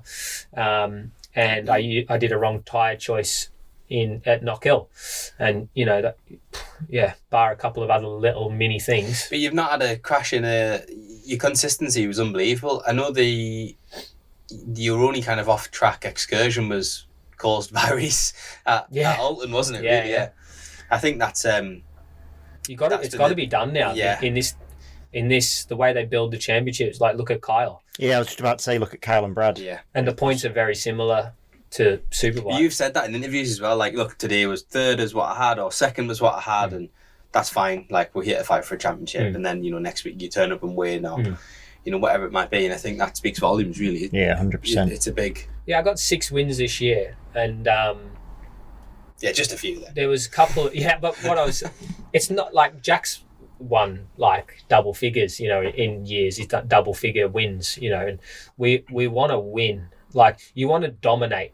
Like, ultimately, like, that's the goal, isn't it? Like, when you win, you want to win. Like, there's a lot of stigma about Kyle winning the championship, and it's like, oh, but Brad really won all the races. You know what I mean? And there's a little bit of that grey area, but there is that emphasis on like being the guy, like who deserves to win the title. But I don't see it like that. I see it like it's a championship. Like you need to win a championship. That's the game that you play at the end of the day, isn't it? And if that's how the points work out, you know, if the job's to be consistent, Exactly. you've got to do it, haven't you? And that's how I build it. This year, like I won 6 races. Yeah, massive step. Not like you rode around in 10th and just took a lot of... Yeah, we actually got the same amount of wins, me and Reece. So, and I think we had the most. Yeah, we had the most wins. But I would love to make that next step. Like again, like you're always like you're never happy, are you? You're like the year before, like I didn't get as many wins. I got the 6 wins and come up short, but I'd love to have a year where I dominate. But the reality of the situation now is like the level's high. There's like 5 guys that could win any day. Yeah, I mean the depth of field in Supersport now, and certainly across the top 5 or 6 is like really, really strong. It's been one of the best years for Supersport that I've seen in a long time. Yeah, it's been epic. I think next year again it's set to be an even stronger challenge, isn't it? So a few like you with a new bike and a new package, a new challenge, that might be something to add to the series. There's rumours of people like John McPhee being associated with the championship as well, which I just think will be fantastic. You'll have I agree. 6 race winners, capable race as winners. As many people in it would be But I think that's great. It's great for the class, isn't it? Because those top 5 riders, top 5 riders, are on par with those riding superbikes. It's just a different game. Just a different class. Yeah. It's not... Yeah, I remember Tommy Bidwell once said to me, like, when we won our titles together and he was sat on, and I was doing this funny interview with him, and I remember him sitting there saying, he's like, to be honest with you, you know how he talks, he's like, I look at Supersport and I think, I wouldn't like to be in that class. And it's like, it's funny, isn't it? Like you can look at sports bike and these things and you think, yeah, that's on you boys. Like, I watch him and I think the same. I'm like, I don't want to do them BMWs. Like, there's no way. I might be. Them boys are insane. Box, yeah, like, and that it's like anything at the front of the championship. So like you're doing it to a high level, and like Superbike is like that anomaly where you're like, where would I fit in there? Like it's hard. The variables are, there's more in Superbike, I suppose, than there is Supersport. There's still a lot in Supersport, but I guess there's other things. It's so important to have the right package and all these things, and like the guys are experienced on these bikes. And I feel like with Supersport, Superbike riders could come back and be competitive and battle. Would they win? I don't know. Maybe if they're on the right package, for sure. But like with Superbike, it's a little bit different where it's like, would you? One of the team bosses, well, it was Wilf actually. He's like, do you think, like when I wanted the Superbike ride, he's like, do you think you can win? And I was like, and I couldn't answer it. So it gives you your answer, like of what you think. And that's not good. Like I should be sitting there going, yeah, I can win. Like blind faith. But the reality is, like, would I win the first year? Probably not. But will I try? Yeah, of course I'll try. But it's hard when someone like that's paying all the bills. He's like, will you win? And you don't say definitely yes, like I will win. But he's like, you know how Will's brain works. Like, why the fuck would I sign you then? Yeah, I know how Will's brain works. And it's like, true. But it's like true. I never understand it, but I know. I mean, it's true though. It's like, well, why would you? Yeah, pay he has for a point, doesn't he? What I mean? So, yeah, 100%. Like, but I get the answer, because if he asked me the same question, I'd probably also struggle to answer it, because the answer eventually is always yes, because that's why all racers go racing. Of course. But if you mean what, as in, would I win if you put me on it tomorrow? Would I? Do you know what I mean? There's a lot of other things going on. Yeah.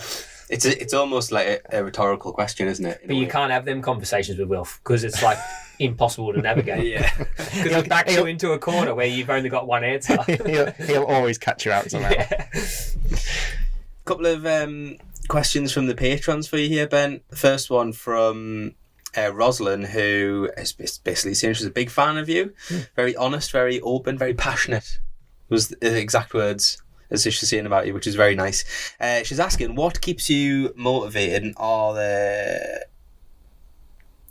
what is the thing that keeps you motivated, and is there anything that you would say to younger riders coming through? Yeah, I would say number one thing is do it for the right reasons.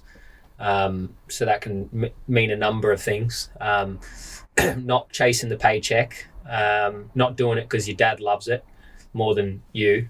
Do it for the right reasons. Remember why you do it.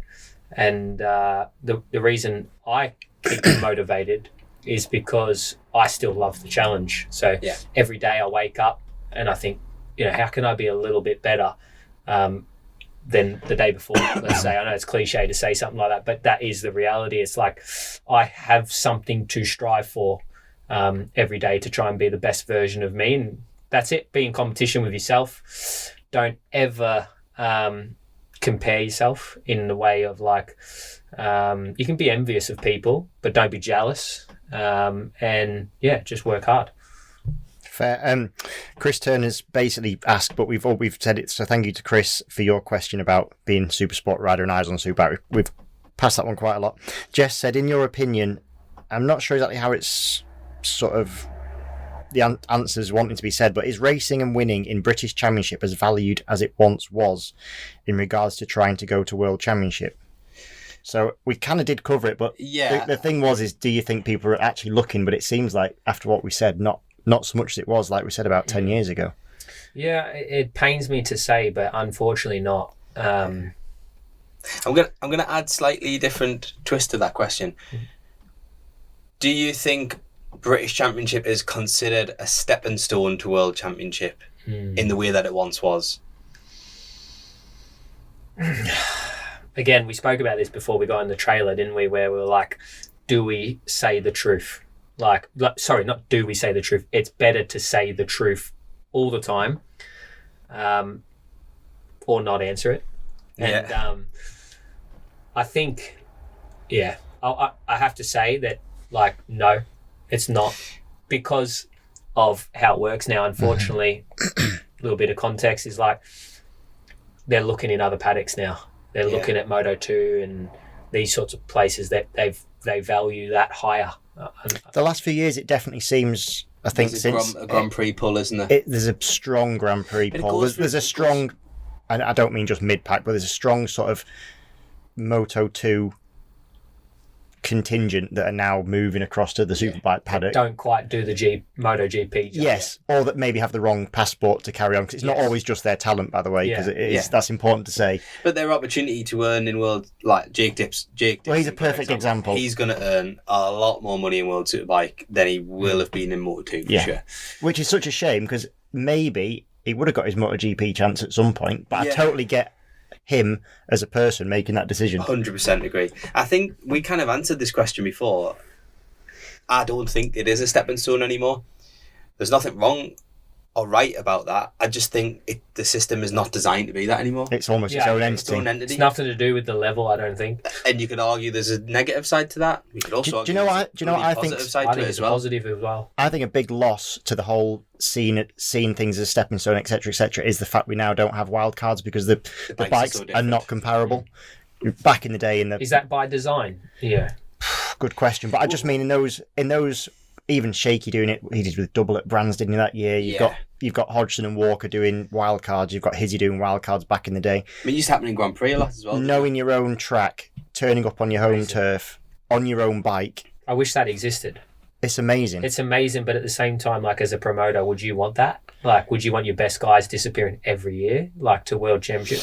Probably not. Is it designed like that because of that? I don't know. Well, I thought you were going to say the other way. I was going to say, as a World Superbike rider, you would be furious. Not rider, but as a championship. For sure, if you turn up to a Japanese championship, because you used to get them there, or British championship, and all of a sudden your big hitting guys get blitzed by some people that the World Championship people have never heard of, doesn't look good, does it?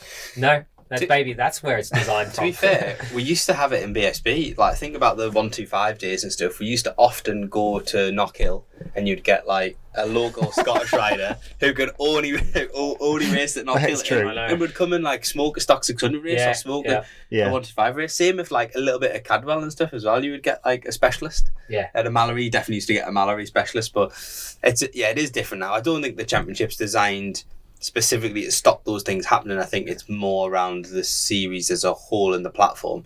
But yeah, it's a negative thing in that we don't have those wild cards, because it's a big spectacle, like for British riders, I think, or certainly people in the British Championship.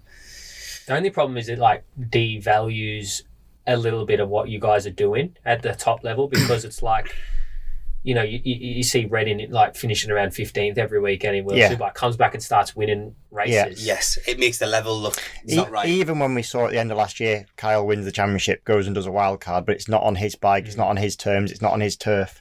Same when we see Bridewell, because he's obviously had the HRC test roll, go and rolls out, and we know he's way better than where he finishes in those races. We know Kyle's way better than where he finished at Jerez. You know, it does make us look... It's not black and white anymore. It does make us look a bit bad, but it's almost... It's a completely different thing. It's like there's more to it. Last one from me that I'm going to ask from the patrons, and that's from Dale. Again, says he loves you, thinks you're great, which is very nice of him. But obviously, being an Aussie, people like me.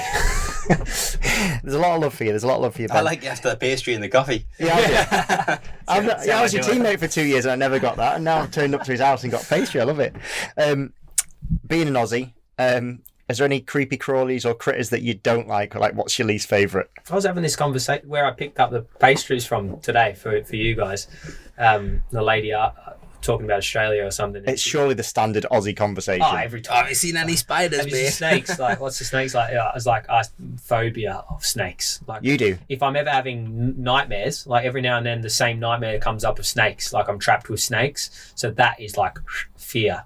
But spiders and stuff, like obviously spiders the size of my hand kind of thing, like, you know, pretty common. Like it's called a huntsman spider. The people from back home that watch this will know what I'm talking about. But like this big furry, like horrible spider doesn't kill you though, so it's all good. But it's always in your house, or it's always in the corner of your room, and you're like, why are you always there? I mean, sorry for my language, but fuck that. Like, spiders are all right; they're not too bad for me. But snakes, no way. I'm the opposite, because I think I went out because I did a few races in Oz, and I'm really funny about like spiders, to be fair, but all those sort of things. And I was like, perfect material. No, but you know, like I just think, right, I was staying at someone's house. I was like, if a snake gets in my bed, I'll feel it. But if one of them little spiders, it could literally bite me and I'll be dead. Like I'll just be dead, and I won't even know it's there. That's true. Yeah, I suppose. So that's what scared me. Every night I got into bed and it took me about half an hour by the time I'd fluffed out all the flipping the bed sheets and everything. Toilet seat. No, they told me about the toilet seat one. Yeah. Yeah, I suppose you're right. Yeah, but I guess you're not looking in the right places for those spiders, but the spiders that you're referring to are like they live in other places. Once you figure that out and you understand it, like you'd have been absolutely. Where fine. sort of places would they live? Like in your house? No, outside, like redbacks, for instance. Like you never pick up a log or something like that. So the redback ones, I did a race in. Again, it was a little mining community, and with the garages were a bit like at Mallory Park with the tin sort of bit less than what Mallory Park's got, but it was them tin things, and they were winding me up because I'd been telling them, which is the worst thing to do, about your phobias, and they said, terrible. Oh yeah, no, it's like the guy was like, no, there'll be. Well, the first thing they told me is do not put your helmet straight on. Or your boots, like shake it right out, because they like. Was he being serious? Yeah, no, he was being serious. Legit, like because they like warm, damp spaces. So obviously, you've had your helmet on. Don't put it to one side, and then just put it on your head. Don't put it on the floor. Same with your boots. And obviously, compressor every time. So by now I'm like, oh my god, like I just cannot wait to get home. Like this is the worst place in the world for me. And then by this point they'd sort of gone that far. Went. Okay, boys, like you're taking the piss, and he went, no, I'll find you one. I'm sure it was a redback that he said. And he literally walked 2 paces, right, and then looked up in the corner of where the metal bit meets the metal bit of the garage, and he went, there you go, there's one there. He said it's been there the last 2 days. It won't bother you. So if you don't piss it off, it won't. Like I was like, it won't fucking attack you. But the fact he'd just shown me something that's going to kill me that is not even 3 foot away. What they say, you're within 2 meters of death in Australia at all times. Like every point of your life of existence in Australia, you're always within 2 meters of something that can kill you, and that is pretty legit. Like British have come over to visit me and stuff like that, and you watch them and you're like, oh my god, you have no sense of danger. Like walk through long grass. Don't walk through long grass. What are you doing? Like this. Don't do that. And like you know, like say you're getting firewood or something like that, and you go over there and you stack the firewood. Like we pick up things and we go, okay, that's good to go. Yep, that's okay. Then you like, you know, stack the wood up and you take it to your house and you burn It's making me go funny now. Like British, the friends and stuff that have come over. Do you come here and you're just like, oh my gosh, easy? Oh, it's like nothing can kill you here. What? Like that's insane. Like, yeah, it's different way of thinking, for sure.